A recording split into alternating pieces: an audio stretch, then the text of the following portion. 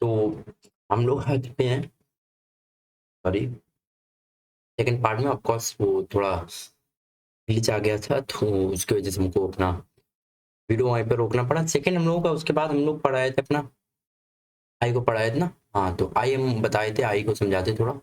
आई का मतलब मैं नहीं, यहाँ पर आई का मतलब आँख है। समझते हैं आई को थोड़ा सा क्या, पूरा समझ लेते हैं भाई। हम आँख को समझना, जो समझो आँख क्या होती है। तो छोटी सी आँख, दो आँख हम लोगों के ह्यूमन बीइंग में दे रखी हैं, है ना। ह्यूमन बीइंग में कितनी आँख है? दो। ये किस एग्जाम का क्वेश्चन है? ये है किसी भी एग्जाम का नहीं है।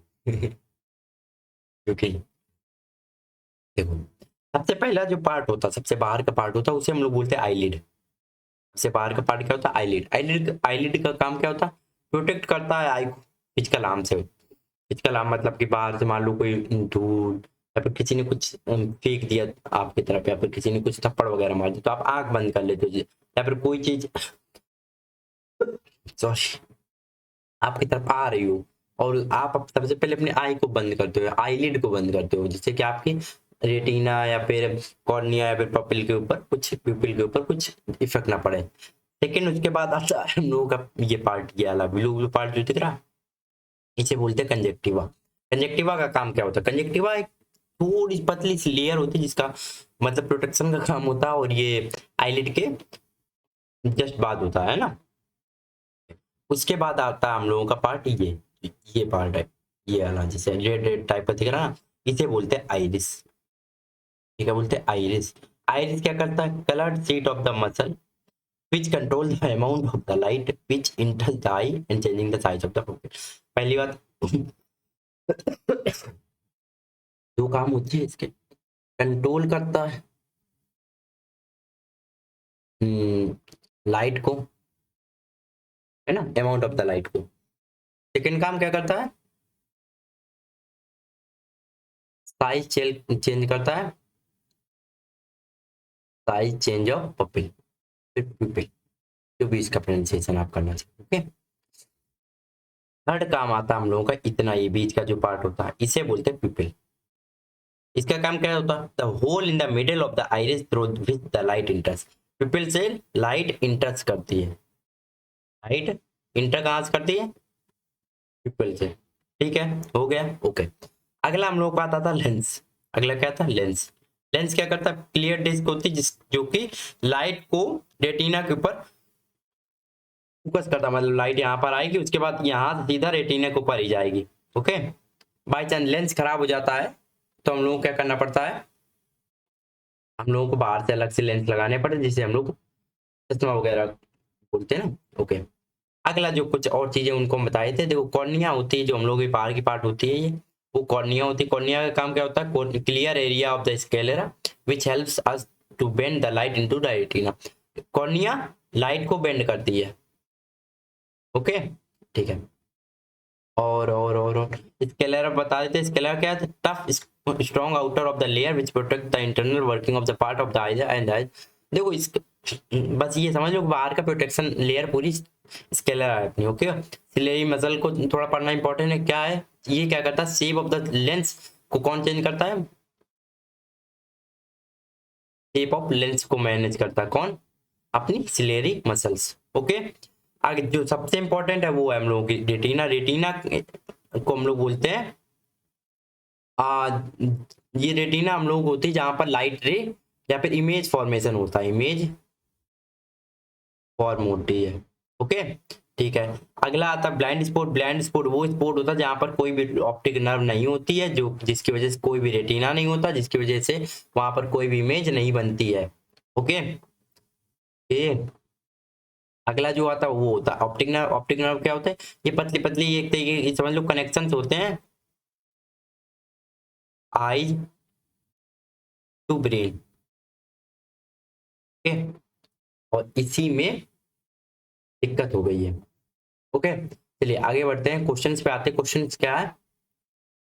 पहला क्वेश्चन, हाँ हाँ, पहला क्वेश्चन हम लोग पास है, myopia is a defect in human vision where image of. चलो थोड़ा सा विजन के बारे में बताए थे और बाकी चीजों के बारे में बताए थे, समझो।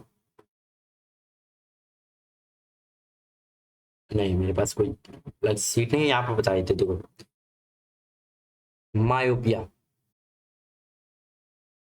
मायोपिया जो लाइट लाइट रे क्या थी। अब हमने इसको इमेज, हमने इसको क्या मान रखा, रेटिना, ये हमारी क्या है, रेटिना है। ओके ठीक है। यहाँ पर लेंस है जो हम लोगों की आई है। ओके ठीक है। यहाँ पर कोई ऑब्जेक्ट रखा है, ऑब्जेक्ट रखा है या फिर बैठा हुआ है, कुछ भी मान लो। यहाँ से लाइट रे निकली और लेंस ने लाइट रेज को पहले ही फोकस कर दिया। ऐसे आई और लेंस ने लाइट रे को पहले ही फोकस कर दिया। अब रेटिना तक इमेज पहुंची नहीं भाई, रेटिना तक लाइट रेज पहुंची नहीं, तो क्या इमेज बनेगी, नहीं बनेगी। यही दिक्कत आ जाती है मायोपिया के केस में। मायोपिया के केस में क्या होता है कि लाइट जो इमेज होती है वो फॉर्म पहले हो जाती है। क्यों हो जाती है, क्योंकि जो लेंस होता है वो काम नहीं कर पाता सही से। ठीक है ओके। यहाँ पे ज्यादा एक्सपेंड नहीं हो पाता है देखो। अब रेटिना को तो पास में ला नहीं सकते थे भाई, रेटिना को कैसे पास में ले आते, आंख का साइज तो है ना चेंज कर दे। सोचो जरा, इसको यहाँ पर लाइट यहाँ पर और थोड़ी सी एक्सपेंड मिलती, यहाँ से मिलती, तो ये यहाँ पर ऐसे, एक मिनट रुकना। अगर हमने कहा लाइट रे ऐसे जाती, लाइट रेज हमारी इस प्रकार जाती, कुछ इस प्रकार, और यहाँ पर हमारी इमेज फॉर्म हो जाती, तो उसके लिए हमें एक यहाँ पर ऐसे एक मिरर लगाना पड़ेगा, को मिरर कह रहे लेंस लगाना पड़ेगा। और ये लेंस ऐसा क्यों है, क्योंकि ये है एक्सपेंड लेंस, ये क्या डाइवर्जिंग लेंस है। डाइवर्जिंग, डाइवर्जिंग का मतलब जो लाइट लाइट को एक्सपेंड कर रहा हो, है ना, वो होता हम लोग कॉनकेव लेंस। ठीक है। तो मायोपिया को सही करने के लिए कॉनकेव लेंस आता है, पहली बात तो ये सीख लो, कॉनकेव लेंस। इसका एक दूसरा नाम है शॉर्ट साइट, कुछ लोग साइटेडनेस भी बोलते हैं, कहीं पर साइटनेस। ओके शॉर्ट साइटनेस, इसका मतलब क्या है, जब दूर से लाइट आती है, दूर से लाइट आती है तो वो उसकी इमेज नहीं बन पाती, वरना पास वाली तो सब सही दिखता। कहते हैं ना हमें दूर की हमारी नजर कमजोर हो गई, है ना, तो बुढ़ापे में धीरे धीरे होने लगती है, फिर नए लोगों में भी अक्सर अक्सर कॉमन है। समझ गए। हाइपरमेट्रोपिया में जस्ट उल्टा है, हाइपरमेट्रोपिया में जस्ट उल्टा, जस्ट इसका उल्टा कर दो, हाइपरमेट्रोपिया हो गया। समझाए थे। ये लेंस है, ये रेटिना है, और यहाँ से लाइट रे आती है, ऐसे बनती है जाकर इमेज यहाँ पर। अब इसको सही करने के लिए हम क्या करते हैं, यहाँ पर एक ऐसा ही एक इमेज और लेंस लगा देते हैं, जिससे कि लाइट रे क्या होती है यहाँ पर आती है, तो वो यहाँ पर ऐसे बेंड हो जाती है, और बेंड करने के लिए हम एक लेंस और लगाते हैं, तो यहाँ पर इमेज बनने लगती है। इसके लिए लेंस हमें लगाना पड़ता है कौन सा, कॉन्वेक्स, और ये हो जाता हमारा हाइपर मेट्रोपिया। इसको हम लोग बोलते हैं लॉन्ग साइटनेस। लॉन्ग साइट में क्या होता है, पास की चीजें नहीं दिखती हैं, ठीक है, इसमें पास की चीजें नहीं दिखती हैं। अगला आता है प्रेसबायोपिया, जो कि हमने बताया, हमने ऑल्दो बता रखे। इसमें दोनों नजरें कमजोर हो जाती, मतलब दूर की भी पास की, बुढ़ापे में ज्यादातर होता है, तो इसमें क्या बाई फोकल लेंस में यूज करना पड़ता, बाई फोकल लेंस यूज करना पड़ता। एक आता कैटरेक्ट, सॉरी सॉरी, कैटरेक्ट आता है, इसके लिए हमें क्या करना पड़ता है, ऑपरेशन ही कराना पड़ता है। ओके तो अब हम बताते हैं क्या होता है। मायोपियम क्या होता है कि जिसमें इमेज क्या होता है, near by object is focused, near by object की तो बात ही नहीं होगी, कोई नियर बाई ऑब्जेक्ट सही से वो होता है। ये आता, ये किस में आता, ये आता हाइपरमेट्रोप, नहीं ये भी नहीं आता ब्यून, हाँ ये वाला हाइपरमेट्रोपिया केस हो जाता है। ओके ये वाला हट गया, डिस्टेंट की बात होगी तो distant object is focused before the retina, बिल्कुल सही बात है, आफ्टर द रेटिना की बात नहीं होगी। ओके चलो अभी बताया ना, ये पहले इमेज बन जाती थी, दूर की इमेज, दूर का ऑब्जेक्ट था ये। ओके अगला आते हैं, light इंटर्स the I through a thin membrane called. अब देखो यहाँ पर भी बताया था, लाइट कंट्रोल यहाँ से करती, लाइट चेंज करती, लाइट इंटर्स कहाँ से होती, पिपल से होती है। हमारा आंसर क्या हो जाएगा, पिपल सही, बस खत्म। The part of the human eye on which image is form, image किस में बन रही थी, रेटिना में बताया था इमेज फॉर्म।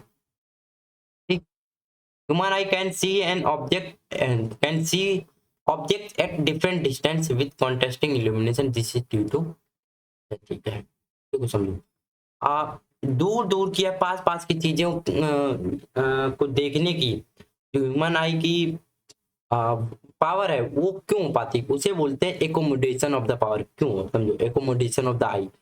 आपने देखा होगा जब भी हम लोगों को दूर की चीजें देखनी होती हैं तो हम क्या करते हैं, हमें आंखें ऐसे बड़ी कर लेते हैं, बड़ी सी, ओके, आंख बड़ी कर लेती, क्यों, क्योंकि ज्यादा लाइट इंटरस्ट हो तो दूर की चीजें, दूर की लाइट भी हमारी आंखों में आ जाए, जिससे कि हमें दिखाई दे। दिखने का मतलब लाइट रे आंख के अंदर गई, रेटिना पे गिरी, रेटिना ने उसके सिग्नल बनाए, सिग्नल ने ब्रेन के पास गया, ब्रेन ने उसे ऑप्टिमाइज कर लिया, ठीक है। और जब पास की चीज देखनी होती तो आई बहुत छोटी कर लेते, गहरापन ला देते, जिससे कि लाइट कम जाए और एक फिक्स पॉइंट ऑफ लाइट जाए, जिससे कि हम उस पार्ट पे ज्यादा फोकस कर पाए, वो पार्ट ज्यादा अच्छे दिखे। ऐसे ही तो होता है ना, ऐसे ही तो होता है। हाँ, तो हम इससे इन दोनों कैटेगरी को या फिर इन दोनों चीजों को ही बोलने की बात हो रही है, इन दोनों चीजों को हम लोग बोलते हैं accommodation of the I. Okay, accommodation का मतलब एकोमोडेट, एकोमोडेट का मतलब होता है इकट्ठा करना या फिर संचालित करना, सही से चीजें चलाना। तो हम आई की जो देखने की पावर है उससे सही चला रहे हैं, बस ऐसे याद कर सकते हो। Okay, cornea in human eye is compose of protein cell and cells. Okay, आपको ये याद, ये मतलब ये question out of the box आ गया था बिल्कुल कि कॉर्निया किससे बनी होती है। तो कॉर्निया क्या होती है, देखो सेंसिटिव स्किन तो रेटिना होता है, मस्कुलर डायफ्राम की कोई बात ही नहीं होगी, डायफ्राम की है ना, कंटेंट्स ब्लड वेसल्स, ऐसा कुछ भी नहीं होता। ये दोनों ऑप्शन में थोड़ा डाउट था, but it's compose of the protein, protein और सेल्स का बना होता है, बस ये याद रख सकते हो। तो ऐसे एक दो क्वेश्चन आ सकते हैं, बिल्कुल कोई बात नहीं, उनसे घबराना नहीं है। अगला आता है, अगला हम लोगों का ग्रेविटी चैप्टर है। ग्रेविटी चैप्टर में बहुत अच्छे से कराया, तो अगर आपने नहीं देखा तो यहाँ पर अभी आई बटन क्लिक करके देख सकते हो। ओके, क्वेश्चंस पे आते हैं, तो उसके पहले क्या हमारे पास जगह है, जगह है। अब जो ग्रेविटेशन को समझाते हैं, देखो ज्यादा टाइम नहीं लेंगे, बस आपका 1-2 घंटे ही लेंगे ग्रेविटेशन को समझाने के लिए। अरे अरे भाई रुक क्यों रहे, ज्यादा टाइम नहीं लेंगे, चलो ठीक। ग्रेविटेशन क्यों होता है, देखो समझो, ग्रेविटी का मतलब अर्थ जो अपने आसपास चीजें खींचे, अर्थ अपने आसपास चीजें खींचते, उसे हम लोग बोलते हैं ग्रेविटी, ग्रेविटी। ओके, इसे हम बोलते हैं attraction power of the earth, attraction power of earth. Okay, अब ये ग्रेविटेशन जो है, ये जो ग्रेविटेशन है, ये जो ग्रेविटेशन है, ये पूरे यूनिवर्स में काम करता है, यूनिवर्स में काम करता है। अब ये यूनिवर्स में काम किसके बीच में करता है, दो हेवनली बॉडीज के बीच में। अब ये हेवनली बॉडीज क्या, स्पेस में कोई भी बॉडी होगी, स्पेस में कोई भी चीज होगी जिसके पास मास है, वो हेवनली बॉडी है। आप कहोगे मास वाली चीज के लिए मतलब, तो क्या हमारे और किसी बॉक्स के बीच में भी एक ग्रेविटेशन फोर्स लग रहा है, हमने कहा हाँ बिल्कुल सही बात है, बट तो कह रहे अट्रैक्ट क्यों नहीं हो रहे, क्योंकि आप लोगों के मास कम है। कह रहे अरे भैया मास कम है, 70 किलो के हैं हम। एक दीदी जी बगल से आए कहते 85 किलो के हैं हम, डाइटिंग में हैं अभी। क्या मतलब है कि डाइटिंग ऐसा करना ही नहीं चाहिए, फिर 85 से 45 थोड़ी ना हो जाओगे, मतलब होने को हो जाओगे, पर डाइटिंग में होने का मतलब, और फिर 85 किलो वजन भी मतलब ओके छोड़ो, उस मतलब को ना जाओ। ओके, समझो इस ये क्यों होगा, क्योंकि आप लोगों के बीच में डिस्टेंस बहुत ज्यादा होगी, मास बहुत कम होगा। तो कहोगे ऐसा कुछ क्या, मतलब कुछ ऐसा होता है फॉर्मूला और मूला, हमने फॉर्मूला होता है तो आपको फॉर्मूला गोली याद रखनी पड़ेगी, क्योंकि ये सब काम हमारे न्यूटन साहब करा, और इसीलिए हम लोग बोलते हैं न्यूटन लॉ ऑफ ग्रेविटेशन, जो कि पूरे यूनिवर्स में लगता है। इन्होंने कहा कि कोई भी फोर्स जो कि दो बॉडीज के बीच में लगेगा वो इक्वल होगा और अपोजिट होगा, इक्वल होगा एंड अपोजिट होगा। पर भैया इसकी वैल्यू क्या होती है, हमने कहा इसकी वैल्यू होती है GM1 × M2/r²। अब ये कौन से नए नए फंडे बना दिए, R², B², हमने भैया B² तो है नहीं, जी का मतलब ग्रेविटेशनल कांस्टेंट, ग्रेविटेशनल कांस्टेंट, तो कांस्टेंट हर जगह आएगा, हमने कहा आएगा भैया, मानना पड़ेगा। ये है मास ऑफ वन बॉडी, एक बॉडी का, ये दूसरी बॉडी का, कहे तो ये अपने डब्बे का मास है तो ये तुम्हारा मास है, ये तुम्हारे दोनों लोगों के बीच के सेंटर, तुम्हारी बॉडी के सेंटर उस बॉडी के सेंटर के बीच की डिस्टेंस,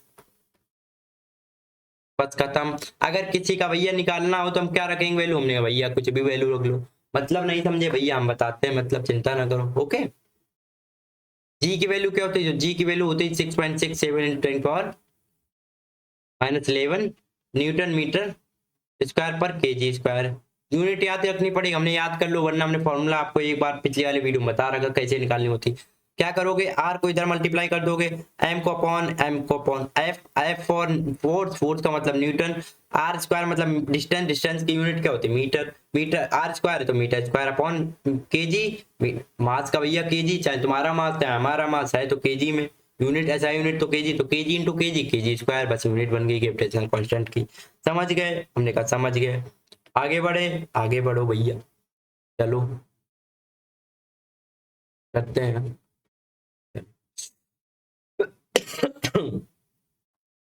हम्म अब भैया देखो, इस क्वेश्चन को हम थोड़ा सा ऐसे कर देंगे, कहोगे क्यों, हमने कहा भैया बहुत अच्छा क्वेश्चन है, बहुत दिमाग वाला क्वेश्चन लगा दिया उन्होंने। एक वर्ड आ गया एक्सीलरेशन ड्यू टू ग्रेविटी, अब समझो एक्सीलरेशन ड्यू टू ग्रेविटी का इस बला का नाम है। देखो समझो भैया, जहाँ फोर्स आया वहाँ एक्सीलरेशन आता है, कहोगे हाँ भैया ये तो बहुत बचपन की बात बता दी, हमने कहा चलो उसी में हमने कहा थोड़ी सी एक चीज ऐड कर लो। अगर ये फोर्स था, इस फोर्स को हम क्या लिखेंगे, मास इंटू एक्सीलरेशन।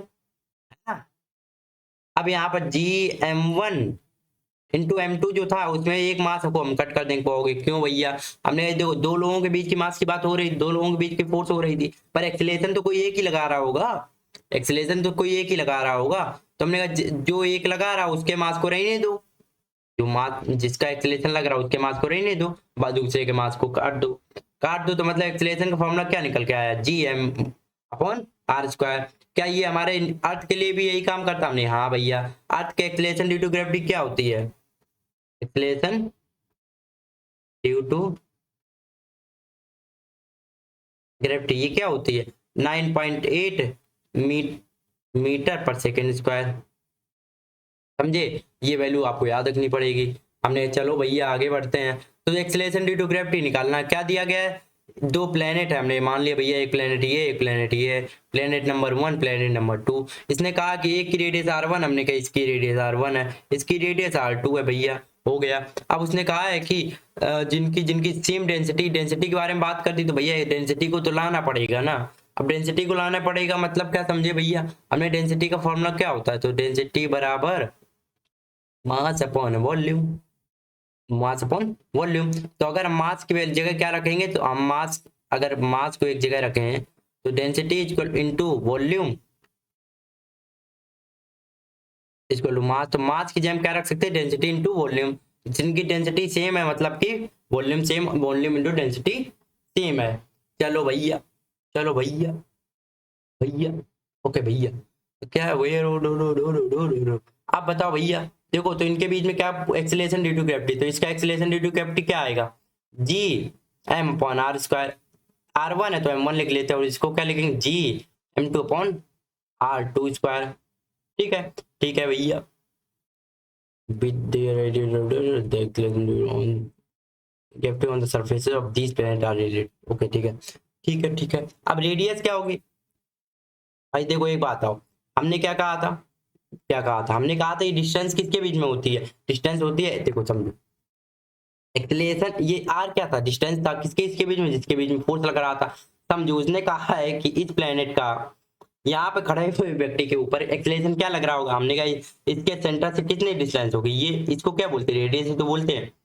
ठीक है, समझ गए, हमने कहा समझ गए, तो फिर ये रेडियस है r1, ये है रेडियस r2, तो हम उसको स्मॉल r ना लिखकर कैपिटल R ही बना देते हैं, वरना कंफ्यूजन हो जाएगी। ठीक है, समझ गए अभी तक, समझ गए। मास को हटाओ, मास को हटा दो, वॉल्यूम, डेंसिटी इंटू वॉल्यूम लिख दिया हमने, डेंसिटी इंटू वॉल्यूम लिख दो, तो इसको यहाँ से m1 को हटा देते हैं, m2 को हटा देते हैं,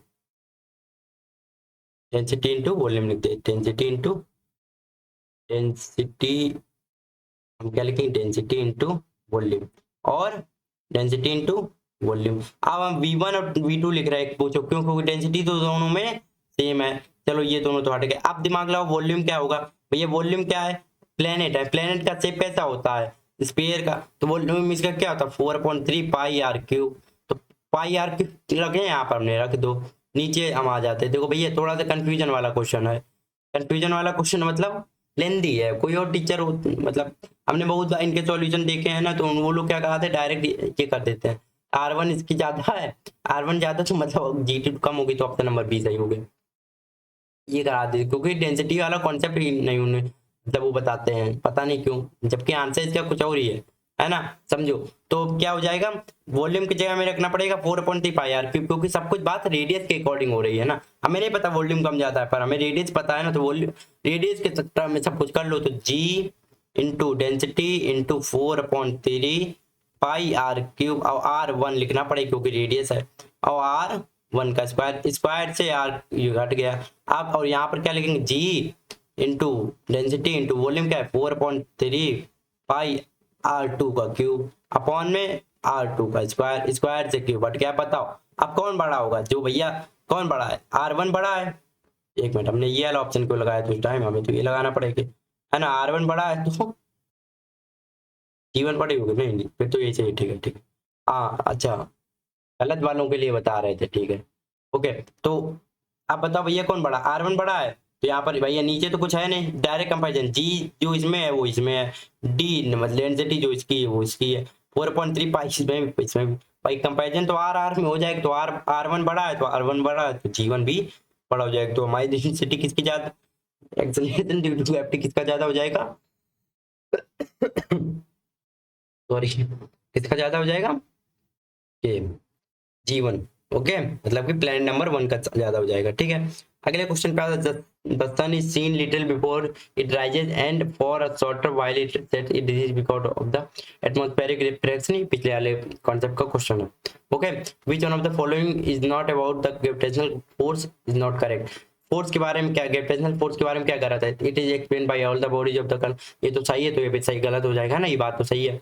it is the dominant force between the celestial body, अभी हमने बताया जो हमारे हेवनली बॉडी होती है उनके बीच में फोर्स लगता है। It is negligible for the atom of the, ये भी बिल्कुल बात सही है। अभी हमने अपना एग्जांपल लेकर बताया था ना कि हमारे बॉक्स के बीच में फोर्स ज्यादा लगता नहीं, क्यों नहीं लगता, क्योंकि ये मासेस कम होते हैं। फिर एटम्स के बीच में, तो एटम्स के बीच में तो मास और कम हो जाएगा, तो फिर हमारा फोर्स ऑलमोस्ट नेग्लिजिबल हो जाएगा। It is same for all the bodies, नहीं ये गलत है भैया, ये मतलब ये ऑप्शन सही हो जाएगा, क्यों, क्योंकि ये बात हमारी गलत है, ये बात हमारी गलत है, ये बात हमारी गलत है, क्यों, क्योंकि ये सबके बीच में सेम नहीं होता। ऐसे तो हमारे और मान लो किसी एक प्लेनेट के बीच में फोर्स अलग लग रहा है, प्लेनेट से प्लेनेट के बीच में फोर्स अलग लग रहा होगा, है ना, तभी तो आपस में अट्रैक्ट हुए, नहीं तो अट्रैक्ट नहीं होते और आपस में ऐसे रिवॉल्व नहीं कर रहे होते। क्वेश्चन पे आते, क्वेश्चन बहुत लेंदी है, बट हमें ये हटाना नहीं चाहिए, क्योंकि आई डोंट वांट टू, चलो हम हटा देते हैं ना। क्या है, a planet of mass m1 and radius r1, the value of its acceleration due to gravity at surface is g1। There is another planet 2 whose mass and radius both are 2 times of the planet of first planet, which one of the following is the acceleration due to gravity। okay, acceleration due to gravity में बताना है, but हमारी जो वो है, तो हम क्या लिखते हैं, g2 लिख लेते हैं acceleration due to gravity उसकी। तो हमारा क्या होगा, g m1 के m1 ना रखकर हम क्या रखें, मास m1 है तो इसके m1 की जगह 2m1 रखना पड़ेगा, क्योंकि मास इसका ट्वाइस है उसके, है ना, देखना 2 times of that first planet which mass and radius both are 2 times, तो मास भी 2 टाइम्स और रेडियस भी 2r1 का स्क्वायर होगा, ठीक है। तुम क्या रख देंगे, c इंटू m1, और वो जो 2 है उसको हम आगे लिख लेते हैं, और यहाँ पर 4r1 का स्क्वायर हो जाएगा, तो ये से कट तो 1/2 आ जाएगा यहाँ पर, ठीक है। तो gm1r1 का स्क्वायर, तो ये पहले वाले का ग्रेविटी था, है ना, तो ये क्या हो जाएगा, पहले वाले ग्रेविटी, यहाँ पर हम g1 लिख दें क्या, हाँ ठीक है, तो g1/2 आंसर आ जाएगा, तो g1/2 सी ऑप्शन में सही है, ऑप्शन नंबर हमारा सी सही, ठीक है। आपको दिख रहा होगा आई होप, है ना। आगे बढ़ते हैं, अगला क्वेश्चन करते हैं। Two bodies of mass m each are placed r distance apart in another some two bodies of mass इतना इतना इतना if f the gravity, okay ठीक है, फिर से वही क्वेश्चन है, रिपीटेड है बट हमें करना पड़ेगा।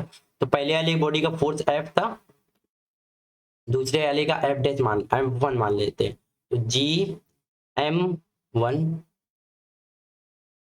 And two bodies of mass m, okay m2 upon r square रखना चाहिए था, पर उसने कहा मास सेम है, तो हमें क्या g m into m upon r square, ठीक है भैया, अभी तक हम कुछ गलत नहीं किए हैं। अब उसने कहा मास अगर चेंज किया तो क्या होता है, जी पहले वाले का मास भी 2m हो गया और दूसरे वाले का भी मास 2m हो गया, ठीक है, और रेडियस की जगह r/2 हो गई, ठीक है। अब तभी बस न्यूमेरिकल वैल्यू आ जाएंगे और कुछ नहीं होगा, तो 4 इंटू जी m square m into m है, और 4, ये 2 टू जब 4, 4 का ऊपर गया तो एक और 4 आ गया और नीचे आर स्क्वायर। ये हमारा पहले वाला फोर्स था, ये 4 इंटू 4 16 एफ आंसर आ गया, बस खत्म। तो दूसरा वाला जो नया एफ आया वो कैसा है, एफ डेस आया वो कैसा है, 16 टाइम्स ऑफ पहले वाले का है।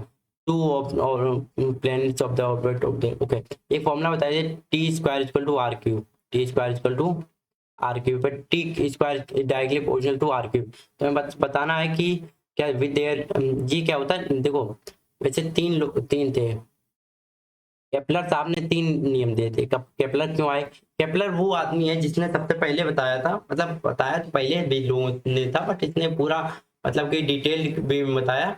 और अपने हिंदू जो पुराण और वेद है उनमें तो बहुत पहले की पता थी ये चीजें, बट अभी जो साइंस के फील्ड में है वो इन्होंने ही पहली बार बताया कि, और फॉर्मूले के साथ में बताया सब कुछ, है ना। और फॉर्मूले भी दिए कि जो सन है वो सेंटर में है, उसके आसपास प्लैनेट रिवॉल्व करते हैं, उनकी एक फिक्स ट्रेजेक्टरी है जिसे हम लोग ऑर्बिट बोलते हैं। और ऑर्बिट जो है ना वो इलिप्टिकल शेप में है। और पहला रूल ये हो गया कि इलिप्टिकल शेप का एक ऑर्बिट होगा एवरी प्लेनेट का, दूसरा होगा इक्वल टाइम में इक्वल एरिया शिफ्ट करेगा, और तीसरा T square equal R cube. तो 3 लोग उन्होंने दिए थे, तीसरा हम लोगों को काम में आने वाला है। देखो भैया केपलर साहब का क्या है, orbit with their radius of orbit as इतना और इतना, रेशियो ऑफ टी1 से टी2, तो T square equal R cube होता है, तो टी इक्वल टू हम क्या बोल सकते हैं, आर क्यूब अपॉन 2 आर की पावर, ओके 3.2। ठीक है, तो अब करते हैं भैया पहले आर, तो टी1 की जगह हम क्या लिख देंगे, टी1 अपॉन टी2 क्या आ जाएगा, आर वन की पावर 3.2 और R2 की पावर 3.2। अब दोनों रिलेशन दिया गया तो भैया लिख दो, आर की पावर 3.2 और 4R की पावर 3.2, बस कर दो भैया सॉल्व, आर की पावर 3.2 और 4 चौको 16 चौको 64 8, आर की पावर 3.2, ये आर क्यूब 4 क्यूब कट गए तो 1 पॉइंट आंसर आ गया, बस खत्म। गॉट इट, कैलकुलेशन है जी। हम देखना, समझ गए, आगे बढ़ते चलो।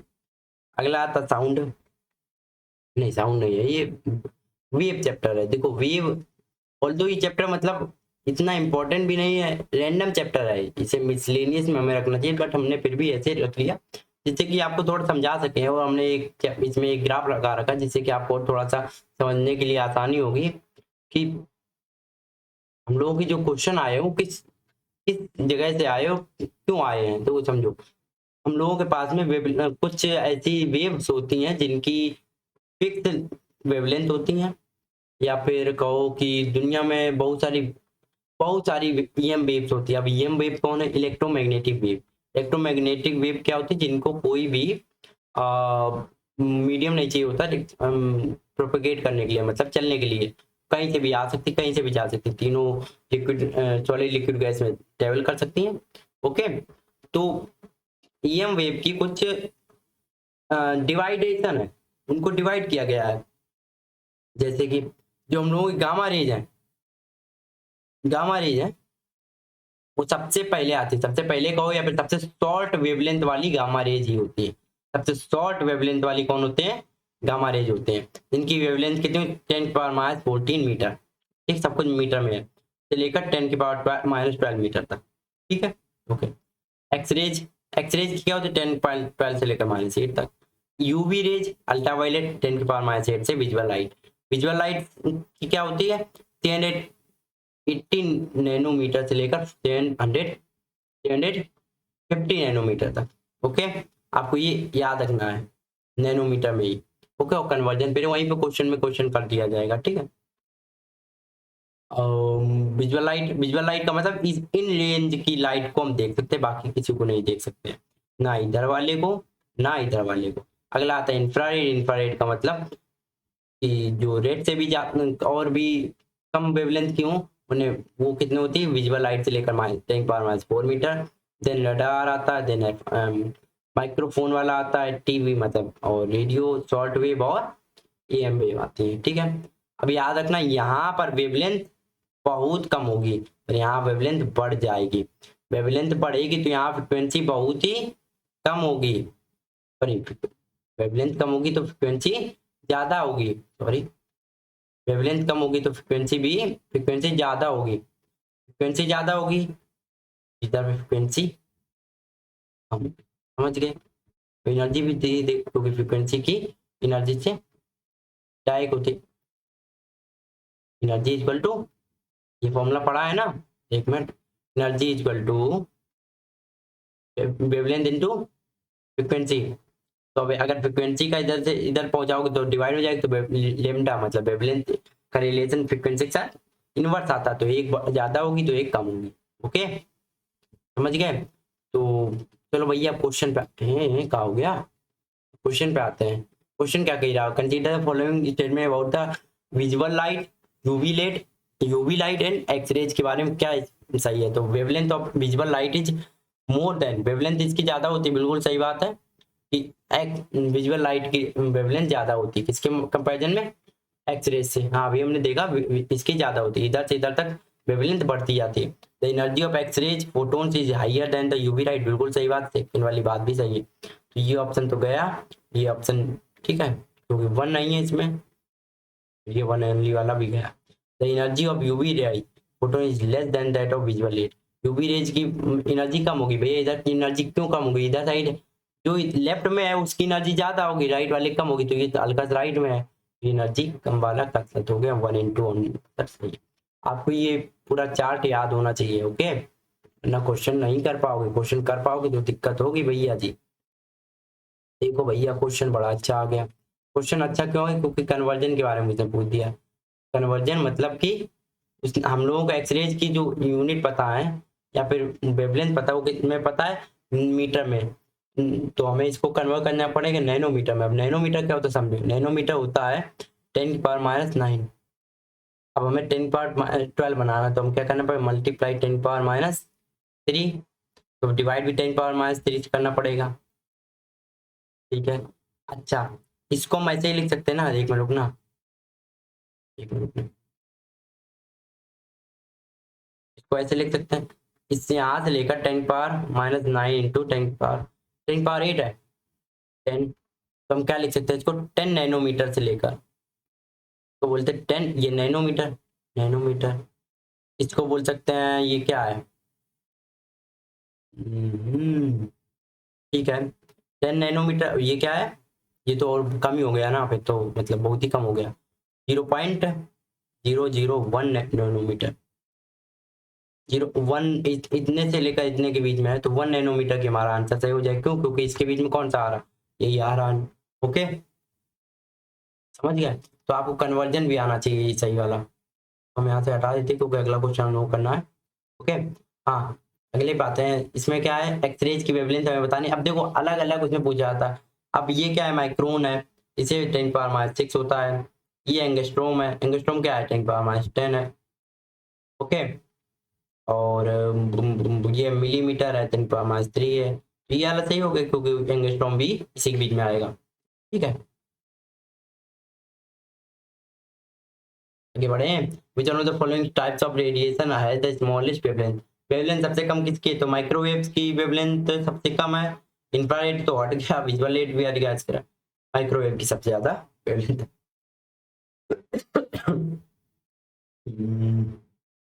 ठीक है, ये माइक्रोवेव इधर साइड आती है, शॉर्ट वेव के इधर साइड आती है, राइट में ही आती है। अगला क्या है, एक्सरे के बारे में क्या बात गलत है, तो बिल्कुल सही बात है, ये 1 एंगस्ट्रॉम अभी हमने देखा सही है, these can be generated by the more of the, बिल्कुल सही बात है, हम लोग इसको प्रोड्यूस कर सकते हैं क्योंकि हम अभी केमिस्ट्री में आपको ही बताएंगे। अच्छा due to wavelength change in voltage they can be, these can be use for radar system, ऐसा क्या है, बात सही है, रडार के लिए तो हमें लॉन्ग वेवलेंथ चाहिए होती है, गलत है, ये ऑप्शन सही है। कैंसर के लिए वैसे एक्सरे का यूज किया था, बट इतना भी नहीं यूज किया था, कैंसर के लिए शायद कोबाल्ट का यूज किया था, शायद नहीं, सही है, कोबाल्ट के आइसोटॉप का यूज किया जाता है, ओके। चलो आगे बढ़ते हैं, रडार सिस्टम के लिए हम लोग लॉन्ग वेवलेंथ का यूज करते हैं, लॉन्ग, ठीक है। दूर तक जाए और दूर तक आए। आगे बढ़े। अगला क्या है, साउंड चैप्टर है। साउंड साउंड साउंड साउंड को कहाँ समझाया जाए भैया जी? साउंड को हम समझाते हैं किसी अगले पेज में, साउंड को समझाते हैं इस पेज में। तो साउंड को समझाते हैं यहाँ पर, इस पेज को छोड़ देते हैं यहाँ पर। देखो भैया, साउंड क्या है? साउंड किस बला का नाम है? जो आप अभी सुन रहे हो, जो आप अभी सुन रहे हो, वो क्या है? साउंड है। मतलब कानों में जो आवाज आपके जा रही है वो साउंड है, वो साउंड है। साउंड एक एनर्जी का फॉर्म है, एनर्जी का फॉर्म है। साउंड जो है लॉन्गिट्यूडनल वेव है। ओके। अच्छा, कुछ चीजें इंपॉर्टेंट है साउंड में, जैसे कि पिच हुई, आ, एक मिनट रुकना, इसका डिटेल एक्सप्लेनेशन करते करते बहुत टाइम लग जाएगा, क्योंकि हमें ऐसा लग रहा है कि बहुत ज़्यादा टाइम ले रहे हैं हम लोग, पूरा साइंस हो नहीं पाएगा। क्वेश्चन कराते मैं एक्सप्लेन करते ओके। हाँ, क्या है क्वेश्चन पहला? स्टेटमेंट वन कहता था pitch of the sound wave depends on the frequency. देखो क्या होता है, पिच जो होती है हम लोग फ्रीक्वेंसी पे डिपेंड करती है, जो एम्पलीट्यूड है वो डिपेंड करता है लाउडनेस पे। ये हमारे दोनों चीज़ें सही है, ये भी सही ये भी सही, बट ये इंडिविजुअल सही है। समझो ये क्या बात है भैया, मतलब ये भी सही है ये भी सही, पर इनका आपस में रिलेशन कोई नहीं है। ठीक है, साउंड चैप्टर से रिलेशन है, इसका मतलब ये नहीं कि ये आपस में रिलेटेड है कोई भी। ठीक है, पिच किस पे डिपेंड करती है? फ्रिक्वेंसी पे।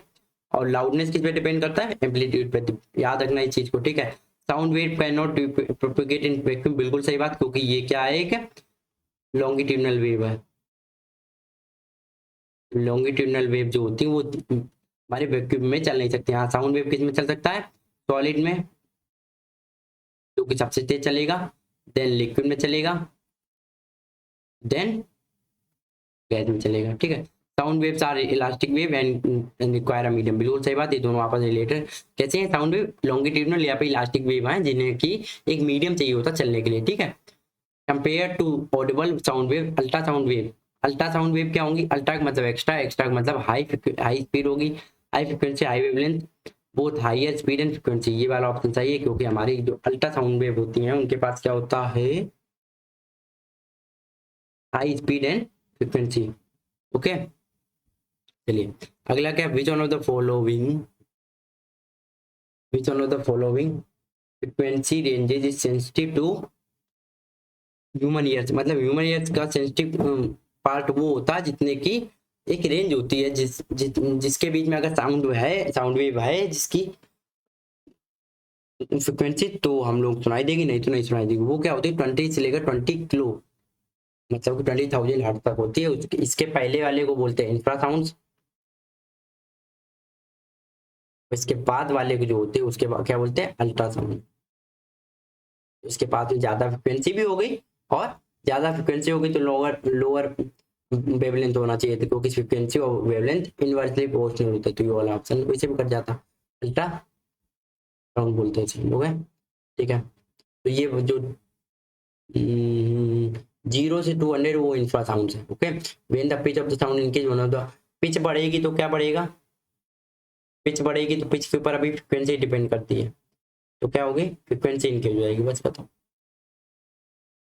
Reverberation is an phenomena associated with the, reverberation क्या होता है? देखो रिवर्बरेशन क्या होता है? रिफ्लेक्शन ऑफ द साउंड होता है। आपने सुना होगा ना, पहाड़ियों पे जाकर बुलाते हैं सिमरन, तो वापस आती है सिमरन सिमरन सिमरन सिमरन, ऐसे आवाज आती है, तो उसे बोलते हैं रिवर्बरेशन। रिवर्बरेशन क्या होता है? वो असल में वो होता है इको, एक बार जब आवाज आती है, पर बहुत बार जब मल्टीपल रिफ्लेक्शन हो, रिफ्लेक्शन ना कि रिफ्रैक्शन, तो क्या होता है? उसे बोलते हैं रिवर्बरेशन। ठीक है, frequency of the ultrasound, ultrasound की क्या होती है?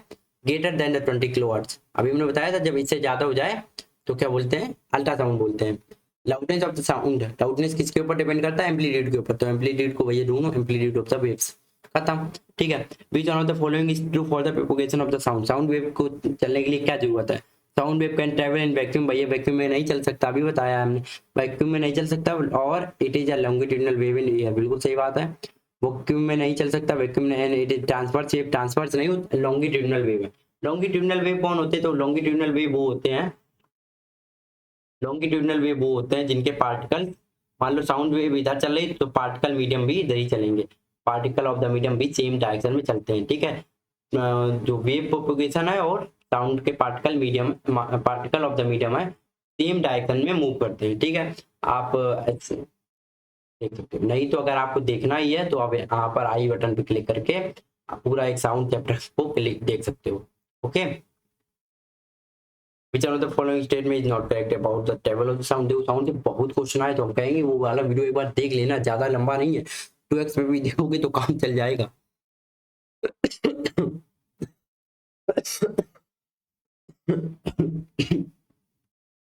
सॉरी।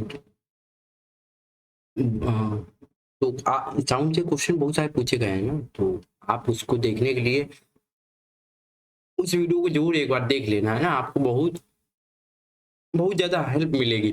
अच्छा आते हैं क्वेश्चन पे। विच one of the following, question पे जूम कर लेते हैं।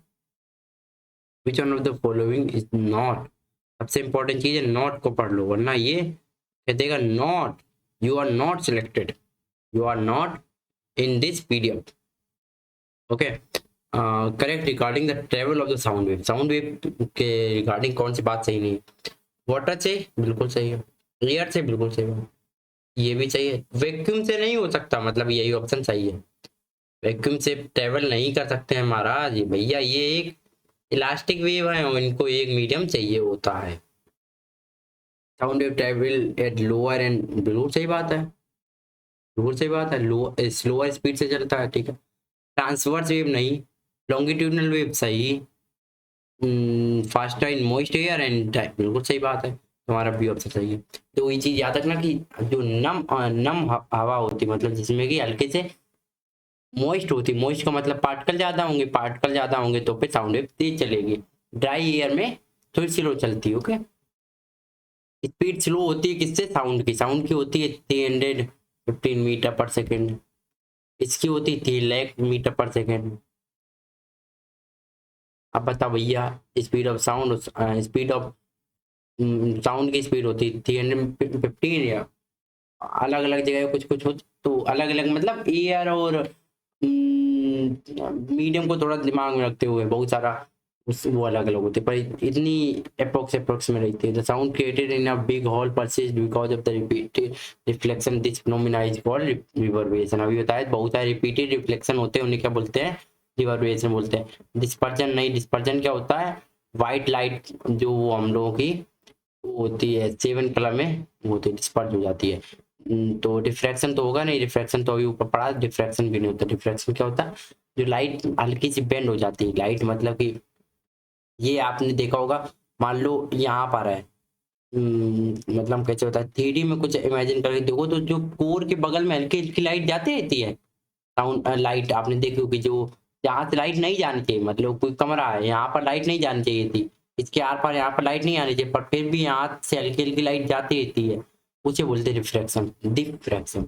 ये भी एक क्वालिटी है लाइट वेव को पहचानने की, या फिर किसी वेव के नेचर को पहचानने की। बस उतना डीप में नहीं जाना है कि द कैन नॉट, यूनिट कौन नहीं हो सकती? डेसिबल, डेसिबल साउंड वेव होता है, बिल्कुल सही बात है।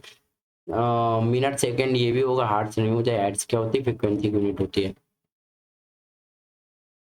ठीक है। एक मिनट, हमने कुछ ज्यादा उल्टा बोल दिया, फ्रिक्वेंसी की ये तो यूनिट बतानी थी,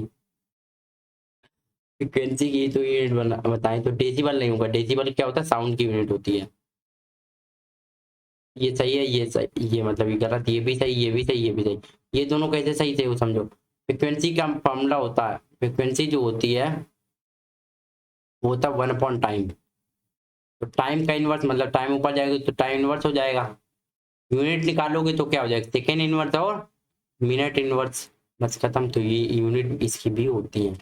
अगला आ जाते हैं, अगला क्या था? Amplitude of the sound wave is measured in the unit. Amplitude क्या होता है? डिस्टेंस होती है। एम्पलीट्यूड मतलब आपने ऐसे देखा होगा ना, जो ऐसे ऐसे बनते हैं, ऐसे ऐसे ऐसे ऐसे, तो ये जो होती है ये ऐसे बोलते हैं एम्पलीट्यूड, तो एम्पलीट्यूड की डिस्टेंस होती है, ओके। अगला क्या? साउंड वेव के रिगार्डिंग कौन सी बात सही नहीं है? Which one of the following, okay ठीक है। तो क्या है द साउंड वेव, क्या है sound wave travel in steel higher than which, आदमी पे लगा दिया ना। हाँ, तो sound the speed of the sound wave in steel is higher than of water, okay सही बात है। Which of the speed of sound waves in air decreases with increase in temperature, okay ठीक है ये भी बात सही है। Speed of sound wave increases with, नहीं ये गलत बात है। The sound wave speed of the sound wave in water higher than of water, बिल्कुल सही बात है, हमने बताया था सॉलिड में ज्यादा होगी तो स्टील सॉलिड है, ठीक है। अब इसकी ये कैसे, ये बात कैसे सही है, क्योंकि अभी हमने बताया मॉइस्ट एयर में ज्यादा होती है, ठीक है स्पीड। अब टेम्परेचर इंक्रीज करोगे तो क्या होगा, एयर ड्राई होगी, एयर ड्राई होगी तो स्पीड भी डिक्रीज होगी। अब ये इसने कहा इंक्रीज होगी तो गलत हो गया, समझ गए। तो ऐसे क्वेश्चन डिकोड किए जाते हैं। व्हाट इट, आगे बढ़े, बताओ आगे बढ़े। अगला कॉन्सेप्ट है पेंडुलम। बताओ भैया पेंडुलम को अभी समझाया जाए, समझाते हैं पेंडुलम को, तो समझो। साउंड से कोई doubt, I don't think so, okay. Doubt हो तो एक बार वो वीडियो जरूर देख लेना, आपको बहुत हेल्प हो जाएगी, ओके। हाँ, आगे आते हैं, अगले आते हैं। अगला क्या है, अगला है पेंडुलम।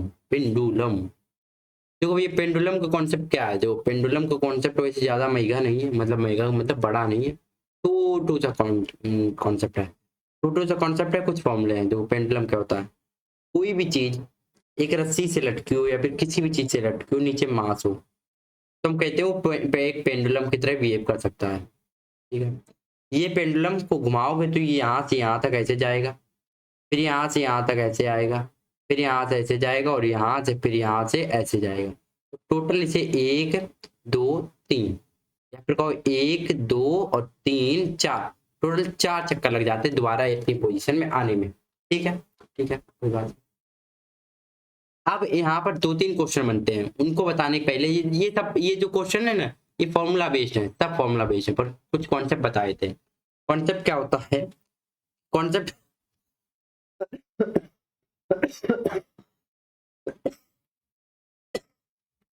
एक्चुअली तबीयत कुछ ज्यादा अच्छी है ना, इसलिए तो हम बता रहे थे ये फॉर्मूला बेस्ड है। बट इंपॉर्टेंट चीज हम लोगों के लिए ये है कि यहाँ पर क्वेश्चन पूछता है कि काइनेटिक एनर्जी कहाँ ज्यादा होगी, पोटेंशियल एनर्जी कहाँ ज्यादा होगी। तो समझो भैया, पोटेंशियल एनर्जी काइनेटिक एनर्जी बहुत बेसिक से कॉन्सेप्ट है ये। देखो पोटेंशियल का मतलब डिस्टेंस, काइनेटिक का मतलब स्पीड। अब बताओ स्पीड कहाँ ज्यादा होगी, यहाँ पर जाकर उसे किसी भी ऑब्जेक्ट को अगर ऐसे जाना है, डायरेक्शन चेंज करना है, डायरेक्शन चेंज करना है अपना 180 डिग्री डायरेक्शन चेंज करना है। अगर डायरेक्शन चेंज करना है तो पहली बात तो स्लो होगा ऑब्जेक्ट। दूसरी बात, अगर 180 डिग्री स्लो होना है तो एक बार वो रुकेगा, पहले ऐसे जाएगा, फिर यहाँ रुकेगा, फिर ऐसे होगा, फिर ऐसे आएगा। मतलब हम ही बता रहे हैं ऐसे होगा नहीं, वो ऐसे जाके ऐसे हो जाएगा, बट वो यहाँ पर कहीं ना कहीं रुकेगा, ओके। तो यहाँ पर ही रुकेगा एक बार, तो इसकी सबसे लोवेस्ट काइनेटिक एनर्जी यहाँ होगी, ठीक है। बट इसे बोलते हैं एक्सट्रीम पोजीशन, इसे बोलते हैं एक्सट्रीम पोजीशन, इसे बोलते हैं मीन पोजीशन, ठीक है। बट अगर काइनेटिक सबसे लो है तो पोटेंशियल यहीं पर सबसे ज्यादा होगी, ये भी याद रखो। क्यों, क्योंकि टोटल एनर्जी कंजर्व होती है। टोटल एनर्जी मतलब जो सबसे ज्यादा एनर्जी है वो क्या है, पोटेंशियल और काइनेटिक में बटी हुई थी, बट काइनेटिक हो गई 0, सभी एनर्जी किसके मिल गई, पोटेंशियल एनर्जी। नहीं समझे और समझाते हैं। जैसे माया भैया हैं, उनके 42 बीघा खेती है, तो मान लो अभी कितनी खेती है, 42 बीघा। उनको अगर 3 भैया हुए, सभी में इक्वल इक्वल हो जाएगी, है ना। तो 42 के 3 हिस्से हो जाएंगे, पर ओवरऑल तीनों के जोड़ हो जाएंगे तो 42 हिस्से रहेंगे, 42 बीघा ही तो रहेगी।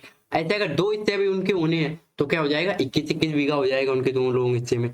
क्यों, क्योंकि अब टोटल जोड़ो तो क्या हो जाएगा, क्या हो जाएगा 42 बीघा। फिर से अगर मान लो एक भैया का नहीं नहीं नहीं, हम ऐसा करते हैं, आपको 21 बीघा नहीं, हम 21 बीघा नहीं, हम 7 बीघा ही लेते हैं। आप क्या करो, बाकी की आप तो जो भी है 35 बीघा वो आप रख लो। तो अब भी टोटल एनर्जी तो, टोटल खेती तो 42 बीघा ही है ना। हाँ, तो यही चीज चलती है एनर्जी के बारे में, टोटल एनर्जी कंजर्व रहती है। अगर एक ने काम लेंगे ही नहीं, एक संत पुरुष बन गया, ऑल्दो नहीं बनेगा, हमें पता है, हाँ मतलब बनते नहीं है, आई मीन टू से कि बनते नहीं है आज के युग में। तो पर काइनेटिक एनर्जी तो बन सकती थी, काइनेटिक एनर्जी भले ही आदमी कहती है नहीं नहीं नहीं हम तो भैया जीरो है एक्सट्रीम पोजीशन पे, हम जीरो है क्योंकि हमारे यहाँ पर एनर्जी, यहाँ पर हमारी स्पीड जीरो है, क्योंकि kinetic energy is all about the speed of the object. ये चलो अब कुछ चीजें आती हैं, जैसे कि पहला आता है अभी बता दें, पहला आता है टाइम पीरियड। टाइम पीरियड हमारा क्या होता है, एल अपॉन जी, ये होता है, ऐसा कुछ नहीं होता, मजाक कर रहे, समझो, देखो समझो, देखो अगर हमें किसी भी ऑब्जेक्ट की ट्रेजेक्टरी निकालनी होती है, किसी भी ऑब्जेक्ट की ट्रेजेक्टरी निकालनी होती है, हमें किसी भी ऑब्जेक्ट की ट्रेजेक्टरी निकालनी होती है, तो उसके लिए हमें चाहिए होता है उस ऑब्जेक्ट की सेंटर ऑफ द सेंटर, मतलब यहां से सेंटर से लेकर, और ऑब्जेक्ट की जगह पेंडुलम हम मान रहे हैं अभी, सेंटर से लेकर यहां तक की लेंथ, ठीक है, लेंथ ज्यादा होगी तो उसका टाइम पीरियड भी ज्यादा होगा, लेंथ ज्यादा होगी तो टाइम पीरियड भी ज्यादा होगा, ठीक है।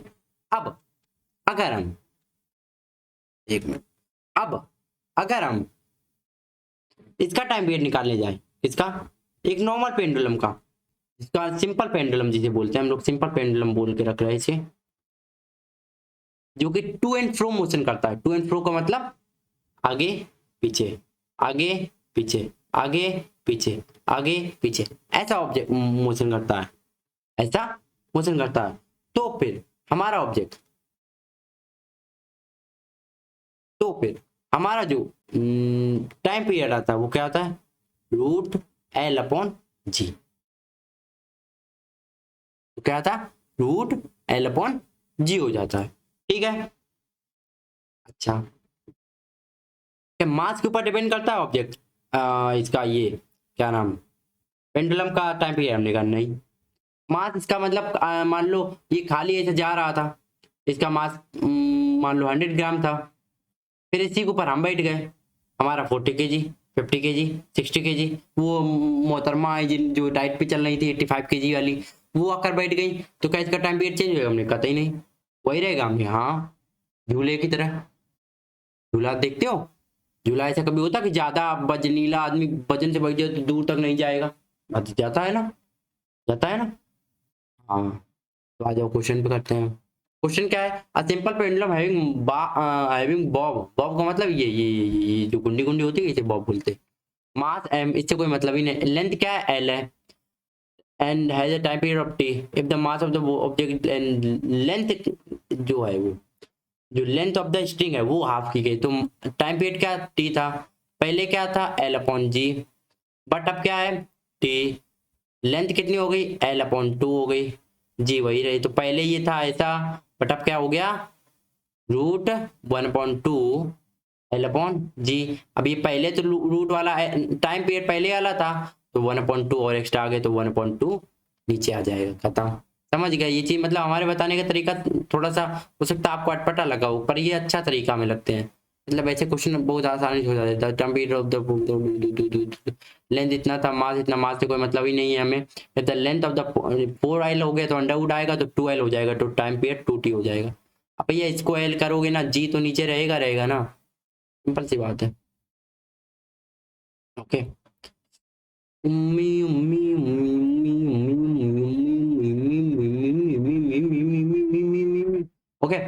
आगे आता है अगला, कहता है pendulum clock is lifted to a height where the gravitational acceleration is the value g, acceleration g की वैल्यू जी है, the pendulum the same but the length of the mass the double the mass, mass का मतलब कोई मतलब ही नहीं, same length है तो ठीक है। The acceleration gravity G upon two, two पर आएगा तो अंडर टू हो जाएगा, तो ऑप्शन नंबर ये सही हो जाएगा, बस खत्म। भैया पहले टाइम पीरियड क्या था, रूट एल अपॉन जी, अब टाइम पीरियड क्या हो जाएगा, एल वही है पर जी को हाफ कर रहा है, टू ऊपर जाएगा तो रूट में टू नहीं आ जाएगा भैया, बताओ कैसे तुम लोग यार हो हैं, समझो। चलो आगे, क्या 1 मीटर ऑफ पेंडुलम इज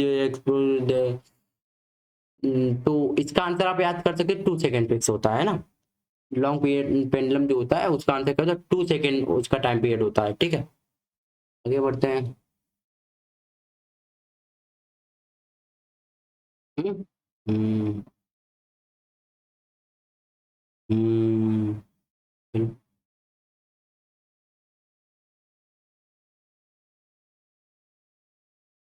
ठीक है, हो गया। अब देखो रैंडम क्वेश्चन है। Random question, the cost of the energy is operate to, नहीं, वर्क एनर्जी पावर का ये क्वेश्चन यहाँ पर भी आ गया। चलो बताते हैं, इसको बताते हैं।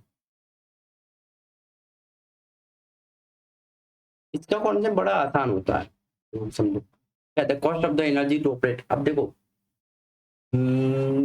ऑल्दो क्वेश्चन ये आसान होते हैं बट फिर भी कभी कभी कंफ्यूजन हो जाती है इनमें, मतलब पता नहीं कैसे हो जाती है, समझो।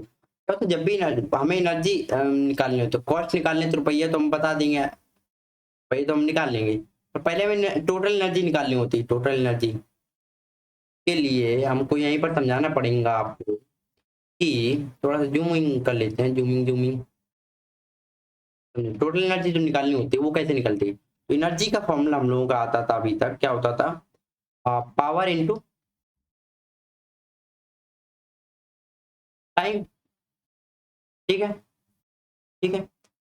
एनर्जी वर्क एक ही बात होती है, पावर रख दिया, टाइम रख दिया। अब उसने जो कहा है कि 1 kilowatt hour, 1 kilowatt hour total energy हम निकालेंगे कैसे, पावर कितने, 5 किलोवाट, तो 5 kW। टाइम क्या है, आर है, आर है। टोटल आर कितने होते हैं, अगर एक दिन में 10 आवर प्ले हो रहे हैं तो 30 डेज में कितने आर हो जाएंगे, तो हमने कहा एक दिन में 10, तो 30 डेज में 30।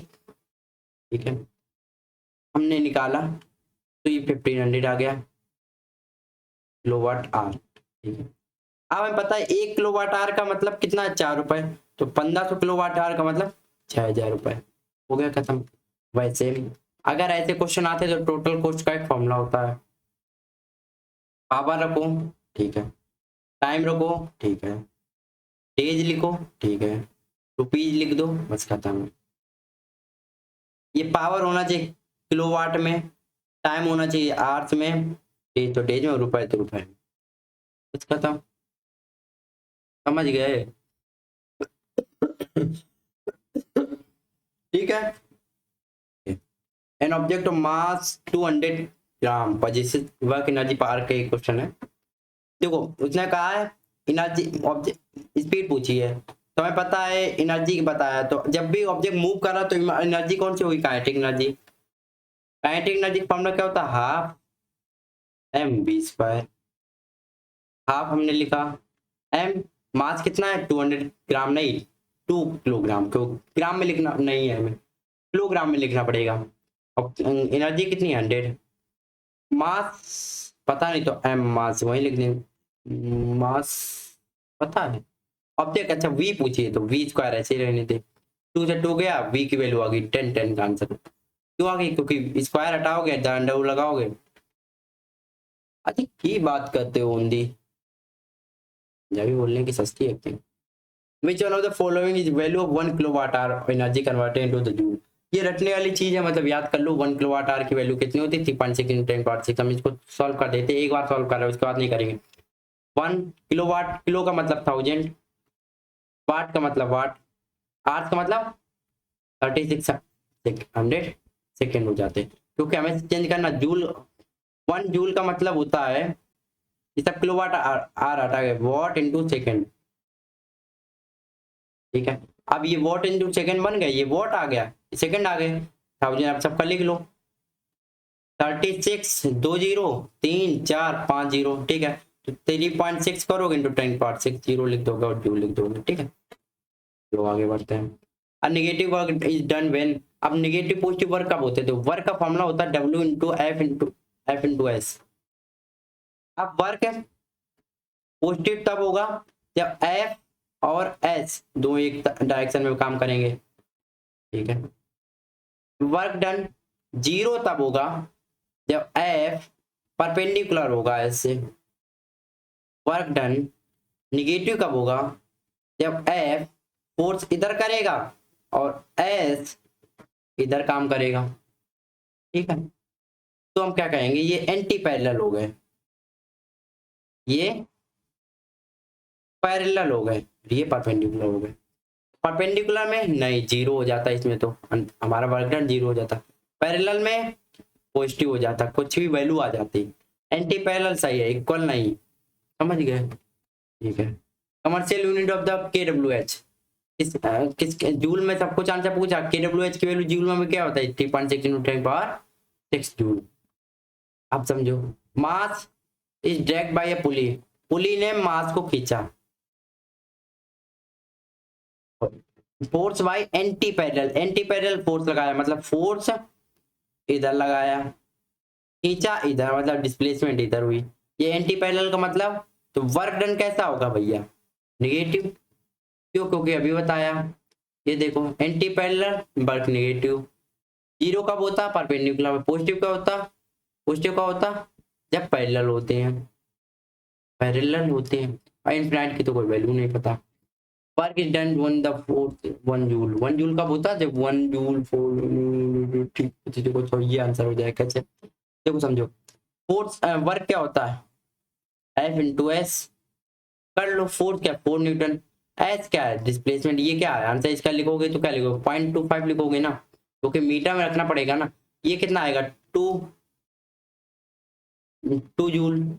ये क्या आएगा, 0.1 जूल, 0.01, क्योंकि ये सेंटीमीटर में 50 सेंटीमीटर 1/2, 2 से डिवाइड हो 0 पॉइंट आंसर आ जाए। ये 25 सेंटीमीटर डिवाइड देंगे 100 से, क्योंकि हमें मीटर बनाना है। 25 × 4 100, 100 × 100 1 आ गया आंसर, खत्म। 1 जूल ही पूछा तो उसने, देखो ये, ठीक है।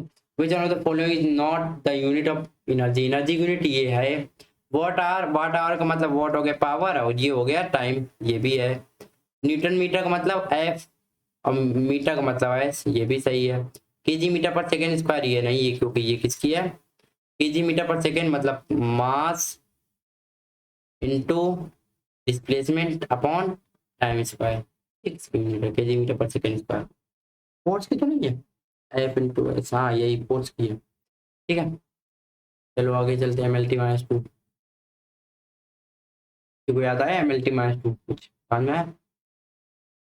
तो I think we are at the end of the science, नहीं साइंस नहीं मतलब फिजिक्स। तो कुछ चीजें और बची, उसको हम लोग कर लेते हैं। The full form of LED, LED का फुल फॉर्म क्या होता है, तो लाइट एमिटिंग डायोड होता है, याद रखना। एलईडी इज अ सेमीकंडक्टर, ये क्या होता है, लाइट एमिटिंग डायोड होता है, लाइट एमिटिंग डायोड होता है।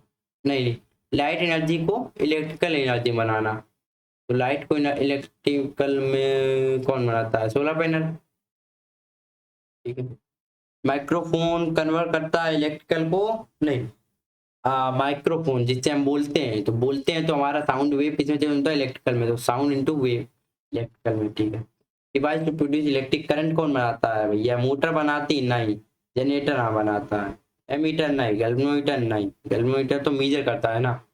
The energy produced by the body due to change in position, position में जब चेंज होगा, थर्मल एनर्जी हीट की वजह होती है, पोटेंशियल एनर्जी सही आंसर, क्योंकि चेंज की काइनेटिक एनर्जी आती है जब स्पीड होती है, इलेक्ट्रिकल एनर्जी इलेक्ट्रिसिटी की बात आए।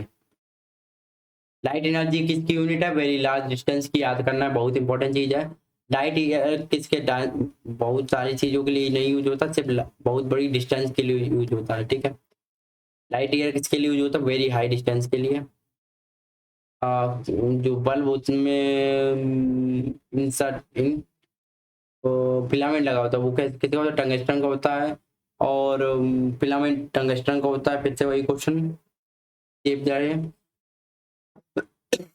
1 किलोवाट की then the energy produced by, तो हमने तो बताया भी था एनर्जी का फॉर्मूला क्या होता है, तो एनर्जी इक्वल टू क्या होती थी, ये एक मिनट क्या है question, if the free electron moves and then the energy produced by the electrical, okay, ठीक है, okay.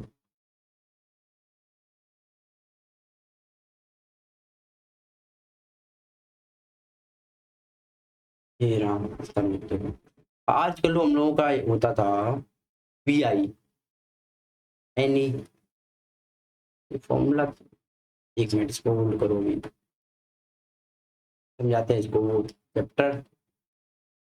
आइंस्टीन चैप्टर से है। आइंस्टीन चैप्टर मतलब आइंस्टीन के चैप्टर से है। बेसिक चीज है, अभी समझाते हैं इसको हमें। हाँ, इसको हम कहा दे फिर इसको आज समझाते हैं। मास ऑफ द बॉडी को चेंज करने, मास ऑफ द बॉडी के बारे में बात है। तो मास ऑफ द बॉडी क्या होता है, वन नहीं चेंज नहीं होता। मास ऑफ द बॉडी हर वक्त सेम होता है, वेट चेंज होता रहता है, वेट चेंज होता है क्योंकि ये जी पे डिपेंड करता है। ठीक है, अब इस क्वेश्चन पे आते हैं। इस क्वेश्चन पे आते हैं। इस क्वेश्चन ने क्या कहा, एनर्जी, एनर्जी जो होता है उसका फॉर्मूला होता है E into V. E four क्या होता है, इलेक्ट्रॉन होता है। वी फोर क्या होता है, वोल्टेज होता है। ठीक है, इलेक्ट्रॉन रखा, इलेक्ट्रॉन की वैल्यू 1.6 × 10⁻19। वोल्टेज कितना है, 1 kilo watt, 1 kilo volt. 1 kilo volt का मतलब 10⁻3। सॉल्व करेंगे तो 1.6 × 10⁻19 है, माइनस का 3 है, प्लस का तो प्लस माइनस हो जाए 16 आंसर आ जाएगा, खत्म। समझ गया, चलो आगे बढ़े भैया जी, आगे बढ़े। कितने रखें, यही करा देते हैं ना, फिजिक्स पूरी निपटा देते हैं एक बार। which one of the following is not relation between angstrom and ये, तो बुम बुम बुम नहीं, ये गलत है, ये सही है। ठीक है, वन क्योंकि इसको क्या लगेगा, 10 × एंगस्ट्रॉम मतलब -10, -10 से +10 होगा तो ये 1 है, 1 - 1 9 मीटर आ जाएगा। एफ की वैल्यू 32 हो जाएगी। ठीक है, देखो ये चीज हमने समझाई हुई है, यहाँ पर आप आई बटन पे क्लिक करके वीडियो देख सकते हो। हमने पूरा टेम्परेचर का एक्सपेंड करके बताया था, सीरीज में क्वेश्चन आया तो उसमें बता रखा था, फिर भी हम बता देते एक बार। क्या होता है कि सेल्सियस -100, नहीं सेल्सियस -100 नहीं होता, कुछ भी नहीं होता सेल्सियस में, सेल्सियस अपॉन 100 होता है,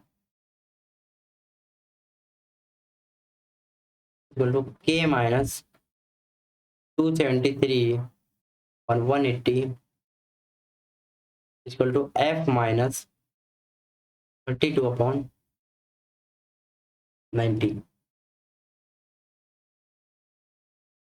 90 पक्का, 180। ठीक है, ठीक है, चलो। तो अब इनमें क्या होता है कि ये दोनों आपस में इक्वल रहेंगे, ये दोनों आपस में इक्वल रहेंगे और ये तीनों, ये दोनों भी आपस में इक्वल रहेंगे। तो यहाँ से हम देख लेते, उसने क्या कहा है, फ़ारेनहाइट की बात की और सेल्सियस की बात की, तो डिग्री सेल्सियस के बारे में बात की है, तो ये इधर जाएगा 0 0 कट हो जाएगा तो 1.8 और ये 32 उधर जाकर प्लस में होना चाहिए था। एफ की बात कर रहा है, 32 आ गया।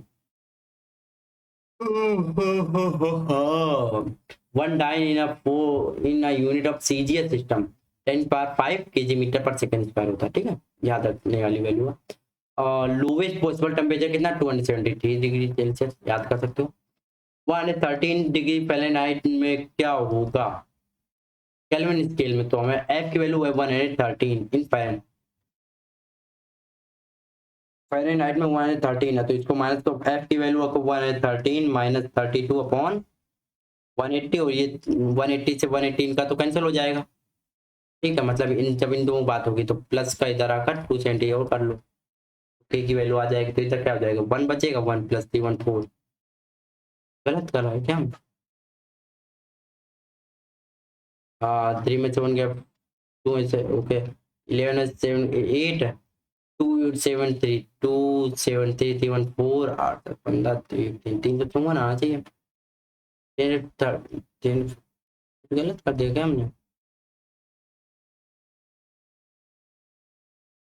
180 ठीक है, ये बात तो सही, 9.5। 180 से 180 गया, 132 से 32 गया तो ये आया, हाँ, ठीक है। अब प्लस का 273.15 होता है, 15 को हम नहीं ऐड कर रहे हैं अभी, तो 314 8 10 15 213 354, हाँ तेरा आंसर। हो सकता है कुछ हम गड़बड़ कर रहे हो, +32 होता है। नहीं सही है, ठीक है, कुछ गड़बड़ हम कर रहे होंगे। ठीक है, तो अभी मार्क कर देते रेड से, है ना, जो हम लोग यूजुअली करते ही थे, इसको मार कर देते क्वेश्चन को। ठीक है, चलो क्वेश्चन पे आते हैं। एब्सोल्यूट जीरो टेम्परेचर 0 केल्विन देंगे, जीरो केल्विन, तो जीरो कहेंगे यहाँ पर, ये उधर जाएगा तो 9.5 इंटू, तो which one of the following is the absolute zero temperature in SI unit में बताना, मतलब डिग्री सेल्सियस में बताना। तो के की वैल्यू जीरो हो गई है इधर, 5.9 इंटू 273, बस भैया सॉल्व करना है इसको। तो एक बात है, 270 से कम आएगा, 270 से कितना कम आएगा, 7 दिनों 3 12 एक 6 दिनों 0.15 और होना चाहिए ना, क्योंकि पूरी वैल्यू एग्जैक्ट वैल्यू होती है 273.15। ठीक है, तो हम कट करने के लिए एग्जैक्ट वैल्यू रखनी पड़ेगी हमको। 9 या 27 जीरो है ना, जीरो और 9 या 27 डेसिमल लगा लिया हमने, कितना 4 9 जब 9 5 जब 45 मल्टीप्लाई कर दो, 5 15 150 से बड़ा आएगा, यही ऑप्शन आना चाहिए भैया। देखें भैया, 25 25 5 15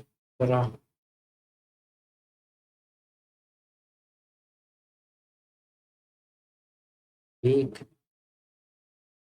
ठीक है, 5 से 15 151.5 आ रहा आंसर है।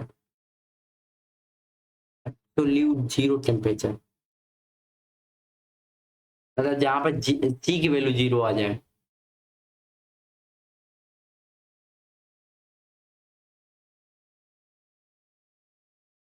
जी की वैल्यू जीरो आ गई, जीरो का 9.5 है, 5.9 5.9 मल्टीप्लाई किया,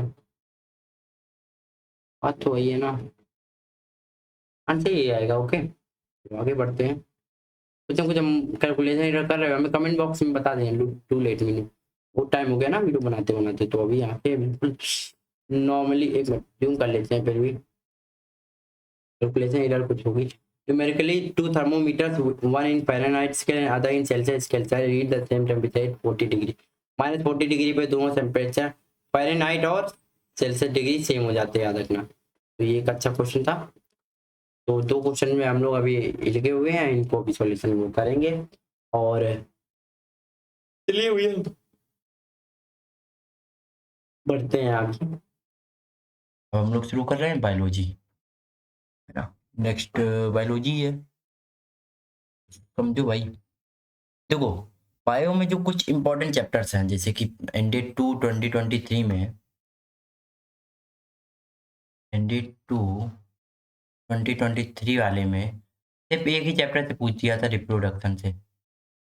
तो ऐसे चैप्टर्स को हम दिमाग में नहीं लगा रहे, क्योंकि सिर्फ एक बार में एक ही कोई चैप्टर उठा के पूछ दे और भर भर के पूछे, थोड़ा बहुत नहीं, भर भर के क्वेश्चन पूछे, 20% पूरा एक ही चैप्टर से पूछ दे पाए हो, है ना।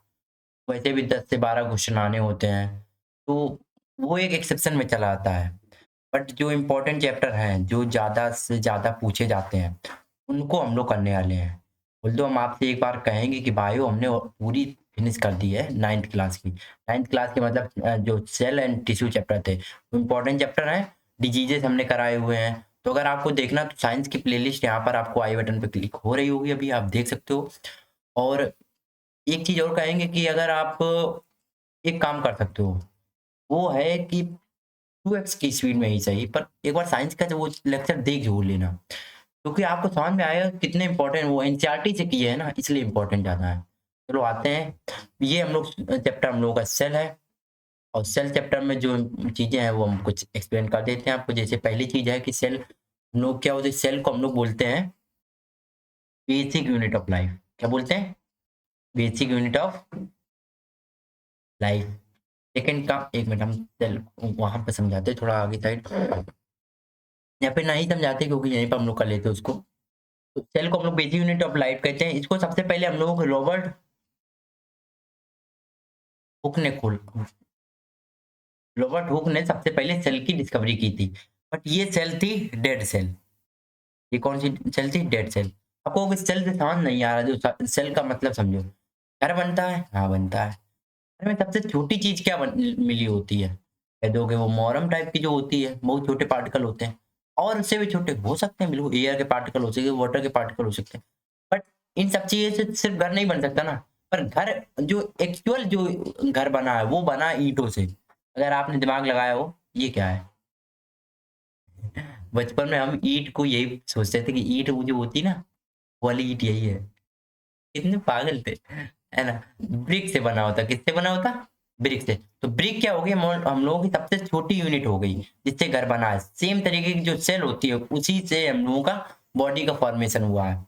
ओके, बॉडी का फॉर्मेशन सेल से, सेल मिलकर बनना होता है। सेल के अंदर भी बहुत सारे पार्टिकल होते हैं बट वो अलग अलग हो जाएंगे तो फिर उनसे आप लोगों का बॉडी नहीं पूरी फॉर्म हो पाएगी।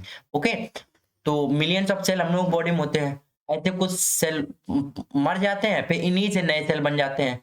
न्यू सेल अगर हम कहें या फिर लिविंग सेल कहें, जिसे हम लोग बोलते हैं लिविंग सेल, लिविंग सेल बोलते हैं जिसे। लिविंग सेल हम लोगों की डिस्कवरी की थी लीवान हुक ने, लीवान हुक ने। ओके, तो समझ गए, दो चीजें भी बता दी, ठीक है। अब आते हैं क्वेश्चन पे। क्वेश्चन क्या है, who among of the following first discovered the cell? सबसे पहले किसने किया था? रॉबर्ट हुक ने। लीवान हुक को भी हमने बताया लिविंग सेल का किया है इन्होंने। लिविंग सेल की डिस्कवरी की थी किसने? लीवान हुक ने। रॉबर्ट ब्राउन ने न्यूक्लियस की डिस्कवरी की थी, न्यूक्लियस की। ओके, रॉबर्ट रुडोल्फ वर्च्यू ने हमें दिया था cell theory, cell theory. Cell theory क्या थी?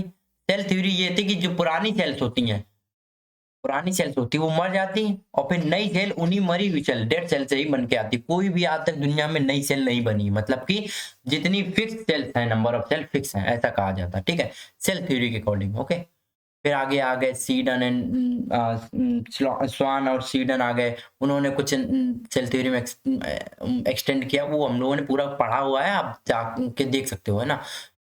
Okay, which one of the following organelle does not possess its own genetic protein? अच्छा, अब इसको समझो, देखो भैया ये क्या नई चीज है, ये चीज क्या है? एक मिनट, यहाँ पर हम लोगों के पास जगह है, जगह है जो यहाँ समझाते हैं। समझो, हम लोगों की ये सेल है, एक मिनट, नीचे सेल हमने लगा रखी होगी, हाँ ये देखो, ये सेल है। एक होती सेल यूकारियोटिक, एक होता प्रोकारियोटिक। अब प्रोकारियोटिक होते हैं जो एक वन सेल के ऊपर डिपेंड होते हैं, सिर्फ एक सेल जिनके ऊपर होती है, जिनके पास होती है। यूकारियोटिक होते हैं मेनी सेल्स होते हैं, मल्टी सेलुलर होते हैं जिसे हम लोग बोलते हैं। ठीक है, अब सेल के अंदर कुछ उसकी चीजें होती हैं, सेल ऑर्गेनेली जिन्हें बोलते हैं। ऑर्गेनेली का मतलब सेल किन चीजों से मिलकर बनी है? घर है, घर हम लोगों का ईंटों से बना, पर अब ईंट किस चीज से मिलकर बना है उसे देखते हैं। उसके अंदर सबसे पहले आएगी, बाहर की सबसे पार्ट आता है जिसे बोलते हैं सेल मेम्ब्रेन। सबसे आउटर पार्ट क्या होती है? सेल मेम्ब्रेन, जो कि दोनों में होती है। ठीक है, फिर उसके बाद क्या आता है? फिर बीच बीच में आता है साइटोप्लाज्म, ये आता है साइटोप्लाज्म। साइटोप्लाज्म क्या होता है? लिक्विड होता है जो कि सेल मेम्ब्रेन को न्यूक्लियस तक, न्यूक्लियर मेम्ब्रेन तक कनेक्ट करता है। ठीक है, अब इसी लिक्विड में जेली टाइप का स्ट्रक्चर होता है ये। इसी इसी साइटोप्लाज्म में कुछ ऑर्गेनेलीज पड़ी होती है, मतलब कुछ लोग ऐसे टाइप के रहे होते हैं, उन्हें बोलते हैं हम लोग सेल ऑर्गेनेलीज। पहला होता है माइटोकॉन्ड्रिया, जिसमें कि माइटोकॉन्ड्रिया क्या होता है? माइटोकॉन्ड्रिया क्या होती है? हम लोगों की power house of the cell कहा जाता है इसे। क्या कहा जाता है? Power house of the cell. ये सबसे मतलब बेसिक चीज है जो कि आप लोगों ने पढ़ी होगी, पावर हाउस ऑफ। ओके, क्यों? क्योंकि ये क्या करता है? एटीपी का सिंथेसाइज करता है, एटीपी का फॉर्मेशन करता है, एटीपी फॉर्म करता है। अब एटीपी फॉर्मेशन का मतलब, एटीपी का फुल फॉर्म बताए थे, adeno sign try phosphate.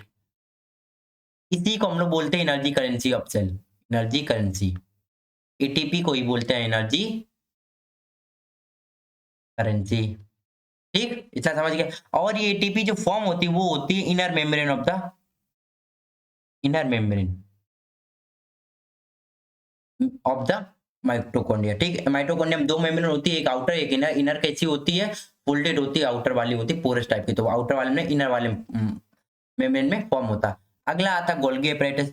Golgi apparatus क्या करता है? गोल्गी अपैरेटस एक तरीके का हम लोगों का पोस्टमैन है, पोस्ट ऑफिस है। यहाँ पर चीजें बस भरी भरी होती है, ज्यादा स्पेस लेता है और कुछ नहीं। ठीक है, और ये थोड़ा सा ये कह दो कि अपने अंदर चीजें को ट्रांसपोर्ट के अकॉर्डिंग काम करता है, मैनेजमेंट के लिए। ठीक है, क्लोरोप्लास्ट आता है, इसका काम होता है क्लोरोफिल प्रोवाइड कराना, ल्यूकोप्लास्ट प्रोवाइड कराना और भी चीजें। ठीक है, राइबोसोम आता है, राइबोसोम देखो समझो, राइबोसोम सबसे इंपॉर्टेंट है। राइबोसोम से इंपॉर्टेंट है क्या, ईआर का एंडोप्लाज्मिक रेटिकुलम, ये रहा। पहले एंडोप्लाज्मिक रेटिकुलम को समझो। एंडोप्लाज्मिक रेटिकुलम का काम क्या होता है, देखो इसका काम 3-4 होते हैं। इस मतलब इसके पहले जो 2 पार्ट होते हैं, दोनों पार्ट को, पहले पार्ट होता है एक एसईआर, एक होता है आरईआर। एचईआर का मतलब स्मूथ वाला और इसका मतलब रफ। अब ये रफ क्यों होता है, क्योंकि इसके पास होता है राइबोसोम, और राइबोसोम जिसके पास होगा वो क्या काम करेगा, प्रोटीन का सिंथेसिस, क्या किसका काम करेगा, प्रोटीन का सिंथेसिस करेगा। तो ये क्या होता है, ये प्रोटीन का सिंथेसिस करता है। एचईआर हमारा लोगों काम करता है फैट एंड लिपिड्स को बनाता है। और इंडोप्लाज्मिक रेटिकुलम ये सिर्फ करता है ट्रांसपोर्ट का काम, समझ गए। एचईआर का एक काम और होता है, एचईआर का एक काम और होता है डिटॉक्सिफिकेशन। डिटॉक्सिफिकेशन जो हम लोगों के सेल में बहुत सारे जो बेकार के काम हो जाते हैं ना, जैसे कि कोई कुछ ड्रग्स वगैरह ले लिया या फिर किसी ने कुछ ऐसा जहरीला पदार्थ ले लिया, सेल के अंदर गया, तो वो डिटॉक्सिफिकेशन किसने किया, या फिर सेल के अंदर ही कुछ ऐसा बेकार का काम हो गया या फिर बेकार की चीज फॉर्म हो गई, तो उसे डिटॉक्सिफाई कौन करेगा, एचईआर करेगा, समझ गए। न्यूक्लियर मेम्ब्रेन पे आ जाते हैं। न्यूक्लियर मेम्ब्रेन क्या होता है, outer coverage of the nucleus होती है, जो कि न्यूक्लियस को साइटोप्लाज्म से सेव करती है, फिर डिफरेंशिएट करती है। न्यूक्लियोलस क्या होता है, ये सेंटर पार्ट होता है न्यूक्लियस का, इसी के अंदर हम लोग डीएनए और आरएनए होता है। साइटोप्लाज्मिक मेम्ब्रेन बता दिया, ठीक है। साइटोप्लाज्मिक मेम्ब्रेन क्या होता है, इनर मेम्ब्रेन होती है, जो कि सेल मेम्ब्रेन की साइड होती है, बीटा साइड होती है, और न्यूक्लियस ये रहा, ठीक है। सबसे ज्यादा जगह कौन घेरता है, वो हम लोगों को घेरता है सबसे ज्यादा जगह, हाँ, गोल्गी एपरेटस, नहीं गोल्गी बॉडी चीजें बोलते हैं, ठीक है, दोनों चीजें एक ही है। अच्छा, ओके, अब आता है प्रोकार्योटिक। प्रोकार्योटिक में ज्यादा चीजें नहीं होती, प्रोकार्योटिक में फिक्स चीजें होती है, जैसे एक न्यूक्लियोइड होगा, यहाँ पर न्यूक्लियर मेम्ब्रेन नहीं होगा, न्यूक्लियोइड होगा, ठीक है, ओके। एक चीज होगी यहाँ पर सेल वॉल होगी। सेल वॉल क्या होती है, एक्स्ट्रा एक्स्ट्रा प्रोटेक्शन होता है ये। अब ये 4 लोगों में होता है, किसमें होता है, पहले तो प्लांट में होता है, बैक्टीरिया में होता है, और फंगस में होता है। इन 3 चीजों में एक्स्ट्रा प्रोटेक्शन होता है, किसमें, प्लांट में, बैक्टीरिया में और फंगस में। कौन, सेल वॉल, समझ गए। अभी तक इतनी इंपॉर्टेंट चीजें थी जिसमें हमने बता दिया।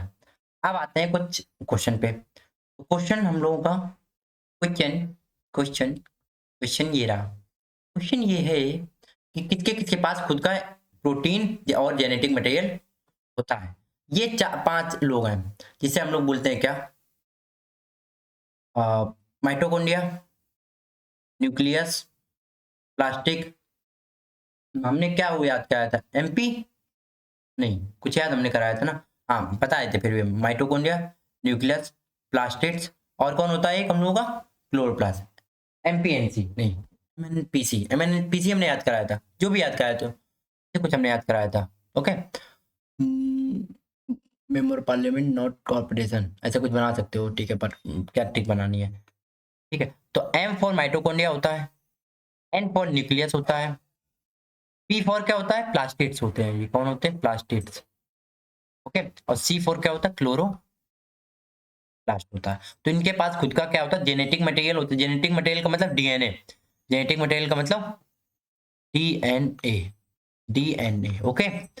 अब राइबोसोम के पास डीएनए होगा नहीं, प्रोटीन होगा पर डीएनए नहीं होगा। न्यूक्लियस के पास होगा, माइटोकॉन्ड्रिया के पास होगा, और क्लोरोप्लास्ट के पास भी होगा। तो सही ऑप्शन हम लोगों का ये हो गया, गॉट इट। आगे चले, चलो भैया आगे बढ़ते हैं, क्वेश्चन पे आते हैं। क्वेश्चन क्या है, which one of the following is an organelle that not found in prokaryotic में कौन सेल नहीं कौन सी चीज नहीं पाई जाती, सेल वॉल होती है, ठीक है। प्लाज्मा मेम्ब्रेन नहीं होती है, तो यही हम लोग से, माइटोकॉन्ड्रिया होती है, राइबोसोम होता है, अभी हमने देखो आपको दिखाया था, माइटोकॉन्ड्रिया होती है, ओके। आगे आते हैं, which one of the following groups of the cell organelle contain DNA. अभी हमने बताया था डीएनए किन किन के पास होता है, तो पीएमएनसी, पीएमएनसी, पीएमएनसी मतलब प्लास्टिड्स, माइटोकॉन्ड्रिया, न्यूक्लियस और क्लोरोप्लास्ट। माइटोकॉन्ड्रिया, न्यूक्लियस, क्लोरोप्लास्ट इनके पास होती है, ठीक है। माइटोकॉन्ड्रिया गोल्गी बॉडीज नहीं, प्लाज्मा मेम्ब्रेन नहीं, न्यूक्लियर राइबोसोम नहीं, तो ऑप्शन हम लोगों का ए सही हो गया। एच पर कोड, अच्छा एक मिनट, इसको हम समझाए थे, तो ये आप याद कर सकते हो कि इसको कैसे लिखा था, तो इसका तरीका होता है ये वाला, अमीबा प्रोटियस, ठीक है। नहीं, ये लाइन क्यों है नीचे? लाइन नहीं होनी चाहिए इसमें। इसका तरीका क्या है? इसका तरीका है ये वाला। ओके, तो ए ऑप्शन हम लोगों का सही हो गया। अच्छा, which one of the following cell organelle does not possesses nuclear nucleic acid? Nucleic acid का मतलब वही आरएनए डीएनए वाला। न्यूक्लिक एसिड का जब भी मतलब आएगा आरएनए डीएनए आएगा। अच्छा, आरएनए और डीएनए की फुल फॉर्म बताए थे, डीऑक्सी राइबो न्यूक्लिक एसिड। तो ये जब भी न्यूक्लिक एसिड की बात होगी तो डीएनए की बात ही कर रहा होगा। और आरएनए का फुल फॉर्म क्या होता? राइबो न्यूक्लिक एसिड, राइबो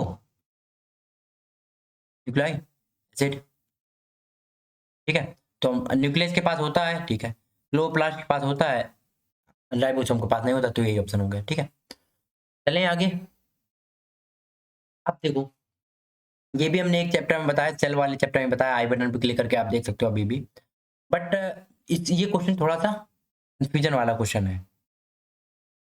तो इसमें विवाद कुछ नहीं है। विवाद मतलब अ, विवाद सिर्फ इतना है क्वेश्चन में कि इसका आंसर जो है कहीं कहीं कुछ अलग अलग दे दिया है टीचर्स लोगों ने, या फिर कहीं ना कहीं हो सकता है कि पढ़ने में कुछ डिफरेंशिएट हो गया हो, या फिर क्वेश्चन को समझने में कुछ डिफरेंशिएट हो गया हो। को समझाते हैं, पर पहले कॉन्सेप्ट बताए थे। देखो समझो, कॉन्सेप्ट इसका बड़ा सिंपल है। कॉन्सेप्ट सिंपल ये है कि समझो, सेल हम लोगों की होती है। सेल के बाहर एक होता है प्लाज्मा सेल मेम्ब्रेन, इसके बाहर एक, इसी को प्लाज्मा मेम्ब्रेन भी बोलते हैं, वो अलग बात है, बट हम अभी सेल मेम्ब्रेन लेकर चल रहे हैं, ठीक है। याद रखना आप इसको, सेल मेम्ब्रेन ये क्या होती है? क्या सेमी, एक मिनट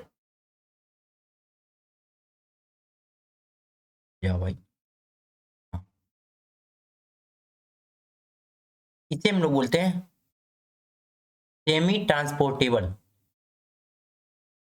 या फिर एक और अलग वर्ड होता है वो हमें दिमाग में नहीं आ रहा है। सेमी पोरस शायद बोलते हैं, सेमी ट्रांसपोर्टेबल बोलते हैं इसको। मतलब कि इसका मतलब होता है कि आप एक तरफ से जा भी सकता इसमें से, और उम, ये कह दो ये बड़ी कैसी है, 2G टाइप की है। 2G टाइप का मतलब कुछ अपनी कुछ फिक्स चीजों को ही अंदर जाने देगी, कुछ फिक्स चीजों को ही बाहर आने देगी, ऐसा है। कौन? Cell membrane. सेल के अंदर कुछ फिक्स चीजें ही जा सकती हैं, बाहर आ सकती हैं, जैसे कि वाटर, कार्बन डाइऑक्साइड, ऑक्सीजन, या फिर कुछ और मेटल वगैरह, है ना। वो चीजें अंदर जा सकती हैं और अंदर से ही बाहर आ सकती हैं। ओके, अब उन चीजों को अंदर जाने के लिए, बाहर आने के लिए कुछ गेट टाइप का होगा, वो गेट की तरह बिहेव कौन करता है? सेल मेम्ब्रेन, ठीक है। सेल वॉल वाले में सेल वॉल और सेल मेम्ब्रेन दोनों, ठीक है। अब इसी में जब सेल के अंदर, अब दिमाग लगाओ, एक बात आओ, एक टंकी है जिसमें पानी फिल है, पूरा फिल है, ठीक है। अब बताओ, एक टंकी और बगल में है, पानी, इसमें पानी फिल नहीं है, इसमें पानी फिल नहीं है।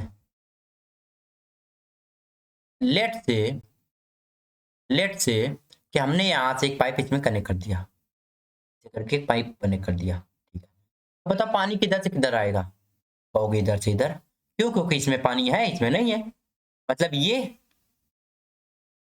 हाई कंसंट्रेशन पे है और ये लो कंसंट्रेशन पे है, तभी तो हाई कंसंट्रेशन से वाटर लो कंसंट्रेशन की तरफ गया, ठीक है। समझ गए हम। सेम काम होता है सेल में, सेम काम होता है सेल में। सेल में कैसे काम होता है? देखो समझो भाई, सेल में तीन कंडीशन बन सकती है जब सेल हाइयर कंसंट्रेशन पे हो,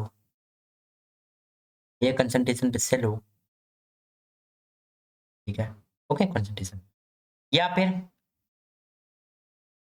ये लो कंसंट्रेशन पे हो, लो कंसंट्रेशन पे हो, समझाते हैं, अभी समझाते, डोंट वरी। और या फिर ये सेम कंसंट्रेशन पे हो, सेम। हाइयर कंसंट्रेशन का मतलब सेल के अंदर जो बाहर का मीडियम है उससे ज्यादा वाटर या फिर कोई भी मिनरल सेल के अंदर ऑलरेडी मौजूद है, तो क्या सेल के अंदर कोई चीज आएगी? अब नहीं आएगी, सेल के अंदर से बाहर जाएगी। तो इसमें हम क्या बोलते हैं, सेल जो होगी अंदर से बाहर जा रहा मतलब सेल पतली हो जाएगी, सेल क्या हो जाएगी, श्रिंक हो जाएगी। इसके नाम भी है, भी हम बताते हैं। लोअर कंसंट्रेशन में क्या होगा भाई, सेल के अंदर लो कंसंट्रेशन है, सेल लोअर कंसंट्रेशन में है तो बाहर की चीज अंदर आएगी, बाहर की चीज अंदर आएगी मतलब सेल क्या होगी, स्वेल हो जाएगी, मतलब स्वेल अप हो जाएगी, मतलब फूल जाएगी। और इसमें क्या होगा, सेम स्ट्रक्चर बना रहेगा। ठीक है, इसे बोलते हैं आइसोटोनिक। एक मिनट नाम हटा, इसे बोलते हैं आइसोटोनिक। ठीक है, इसे बोलते हैं हाइपोटोनिक, हाइपोटोनिक, और इसे बोलते हैं हाइपर, हाइपरटोनिक। समझ गए? अब आ जाते हैं क्वेश्चन पे। देखो क्वेश्चन क्या कहता है, which one of the following will be resulted when an animal cell, animal की सेल जो है surrounded by a medium with lower concentration, जो मीडियम है बाहर का उसके पास कंसंट्रेशन ऑफ वाटर लो है, तो इसमें हाई होगा, नॉर्मल सी बात है भाई।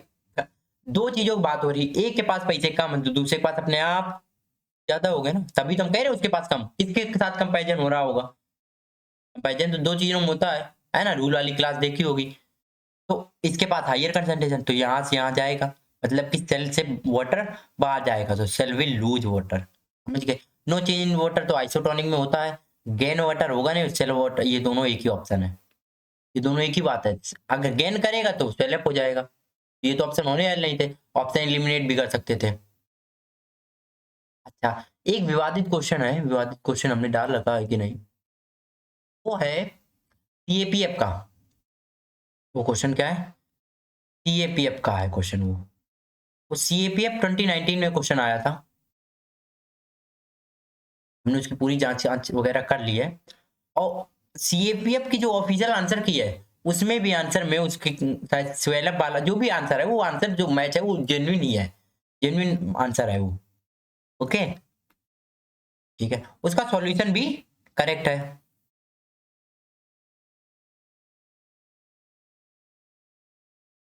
बट बाय मिस्टेक क्या हुआ है कि किन्हीं, मतलब कि क्या हुआ है कि जब क्वेश्चन को पढ़ा है, बहुत सारे लोग हैं जिन्होंने क्वेश्चन पढ़ा है, भैया लोग हैं, उन्होंने क्वेश्चन को हमें लगता है पढ़ने में कुछ डिफरेंस कर दिया, इसलिए आंसर क्या वो आंसर मार्क गलत कर दिया है, आंसर रॉन्ग मार्क कर दिया है। और उसका सॉल्यूशन भी दिया है जब, तो वो भैया ने जहां तक गलत कुछ दे दिया है, तो आई थिंक बाद में उन्होंने से वो सही कर दिया हो, आई होप। अच्छा, उसका सॉल्यूशन, उसका जो आंसर था वो हमने टेलीग्राम चैनल पे डाला था, टेलीग्राम पे वो क्वेश्चन डाला था, बहुत सारे लोगों में उसमें थोड़ी सी दो चार लोगों ने उसमें चर्चा भी की थी, फिर बाद में उसका आंसर क्लियर कर दिया था हमने भी। अब आते हैं अपने क्वेश्चन पे। क्वेश्चन क्या है, a student immerse epidermal leaf peel in a hypertonic solution। आप दिमाग लाओ, ये हाइपरटोनिक सॉल्यूशन है, हाइपरटोनिक सॉल्यूशन है मतलब कि इसमें लोअर कंसंट्रेशन ऑफ वाटर है, लोअर कंसंट्रेशन, सॉल्यूशन ही उसने कह दिया कि लोअर कंसंट्रेशन है ना। After some time the student examine the cell under a microscope and observe. अब क्वेश्चन यही पढ़ो, सेल के बारे में उसने नहीं बताया कि हाइपरटोनिक है सेल, उसने सॉल्यूशन के बारे में बताया कि सॉल्यूशन जो था वो हाइपरटोनिक था। अरे यार, हाइपरटोनिक था तो लोअर कंसंट्रेशन कैसे, हायर कंसंट्रेशन हो जाएगा।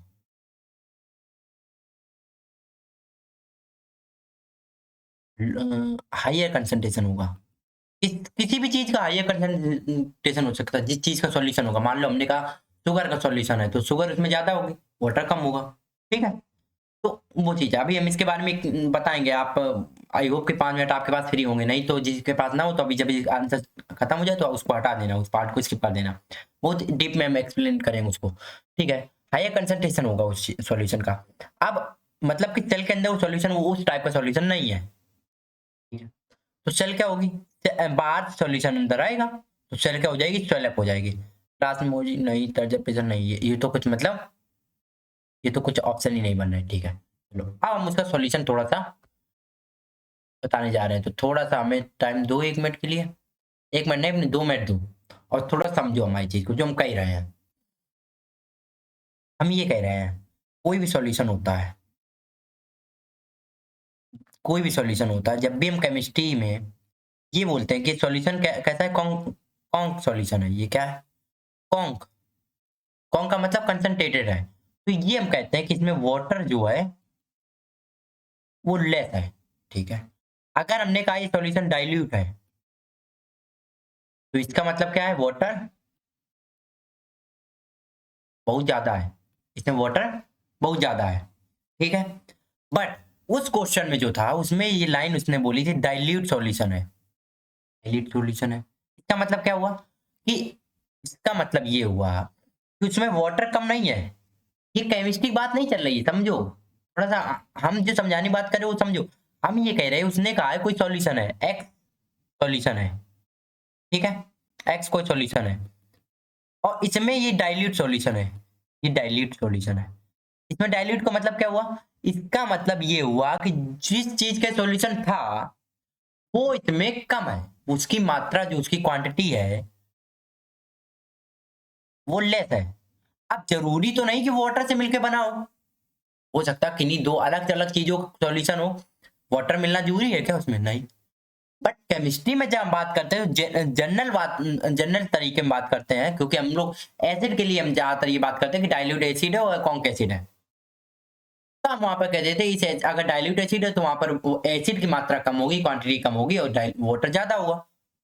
बट जब यही चीज जब सेल के लिए क्वेश्चन में आया था तो उसने कहा डाइल्यूट सॉल्यूशन है। डाइल्यूट सॉल्यूशन का मतलब उसमें उस चीज की क्वांटिटी कम होगी, कम होगी। तो सेल में वो ज्यादा हो जाएगी, नॉर्मल सी बात है, क्योंकि दो ही चीजों की बात हो रही, सेल या फिर बाहर के मीडियम की बात। अब सराउंडिंग में अगर डाइल्यूट है, सराउंडिंग डाइल्यूट हुआ। अब जो सॉल्यूशन था वो एक्चुअली यही था जो हम बता रहे हैं अभी कि डाइल्यूट हुआ तो सेल के अंदर से चीज बाहर जाएगी तो सेल श्रिंक कर जाएगी। If I am not wrong तो क्वेश्चन यही था, ठीक है।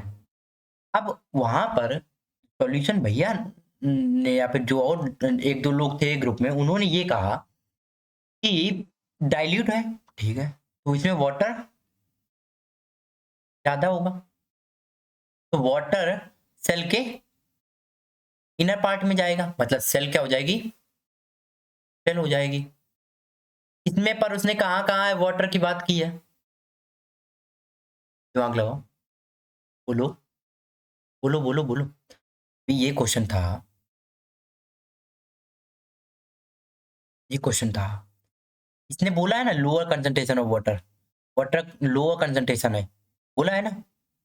इसने बोला है ना हाइपोटोनिक सॉल्यूशन है। इसने कहीं बोला कि इसमें वाटर है? नहीं ना। यहाँ पर चीज समझो भैया, वही चीज हम बता रहे हैं। आ गया यार, ये कर रहा है हाँ। तो यहाँ पर वही चीज हम बता रहे हैं कि उसने वाटर की बात ही नहीं की है उस क्वेश्चन में। उसने सिर्फ ये कहा है कि वो डाइल्यूट सराउंडिंग में है। डाइल्यूट सराउंडिंग का मतलब है उसने वाटर ज्यादा है, नॉर्मल से हम कह सकते हैं वाटर ज्यादा है। पर उसने वाटर के बारे में बात ही नहीं की, वाटर अंदर जाएगा बाहर आएगा। वो सॉल्यूशन की बात कर रहा है, तो उसके अंदर जो हो सकता है कि वो कौन और चीज का सॉल्यूशन हो। ये कंफ्यूजन वाला पॉइंट था, समझे? Got it? चले अब आगे, क्वेश्चंस पे आगे। ये वाला हो गया ना हम लोग, हाँ ठीक है, ठीक है। इतना भी कोई कंफ्यूजिंग वाला पॉइंट नहीं है, बट वो कंफ्यूजन बना दिया गया। ठीक है, चलो आगे बढ़ते हैं। Movement of the material to different parts of the cytoplasm and nucleus is generally carried out by. तो ये किसके द्वारा होता है? इसे ये बोलते हैं कोई भी चीज की मूवमेंट होती है, ट्रांसपोर्टेशन हमने किसके लिए बताया था? ईआर हमारा ट्रांसपोर्ट करता है, अभी मैंने बताया ना, कहाँ गया? क्या क्या काम होता है? ये ब्लैक का लाल कलर का, ये ट्रांसपोर्ट करता है ना ईआर हमारा, ठीक है। अगला क्या है? Which one of the following cell organelle में play in expelling excess water and waste in case of unicellular organism. ये हम लोगों को कौन काम करता है? लाइसोसोम। जो समझो, लाइसोसोम हम लोगों का काम क्या करता है? एक मिनट, वेस्ट इन यूनिसेलुलर, हाँ ठीक है। लाइसोसोम हम लोगों का काम क्या करता है? इसे बोलते हैं suicidal bag of cell. Suicidal bag of cell क्यों बोलते हैं?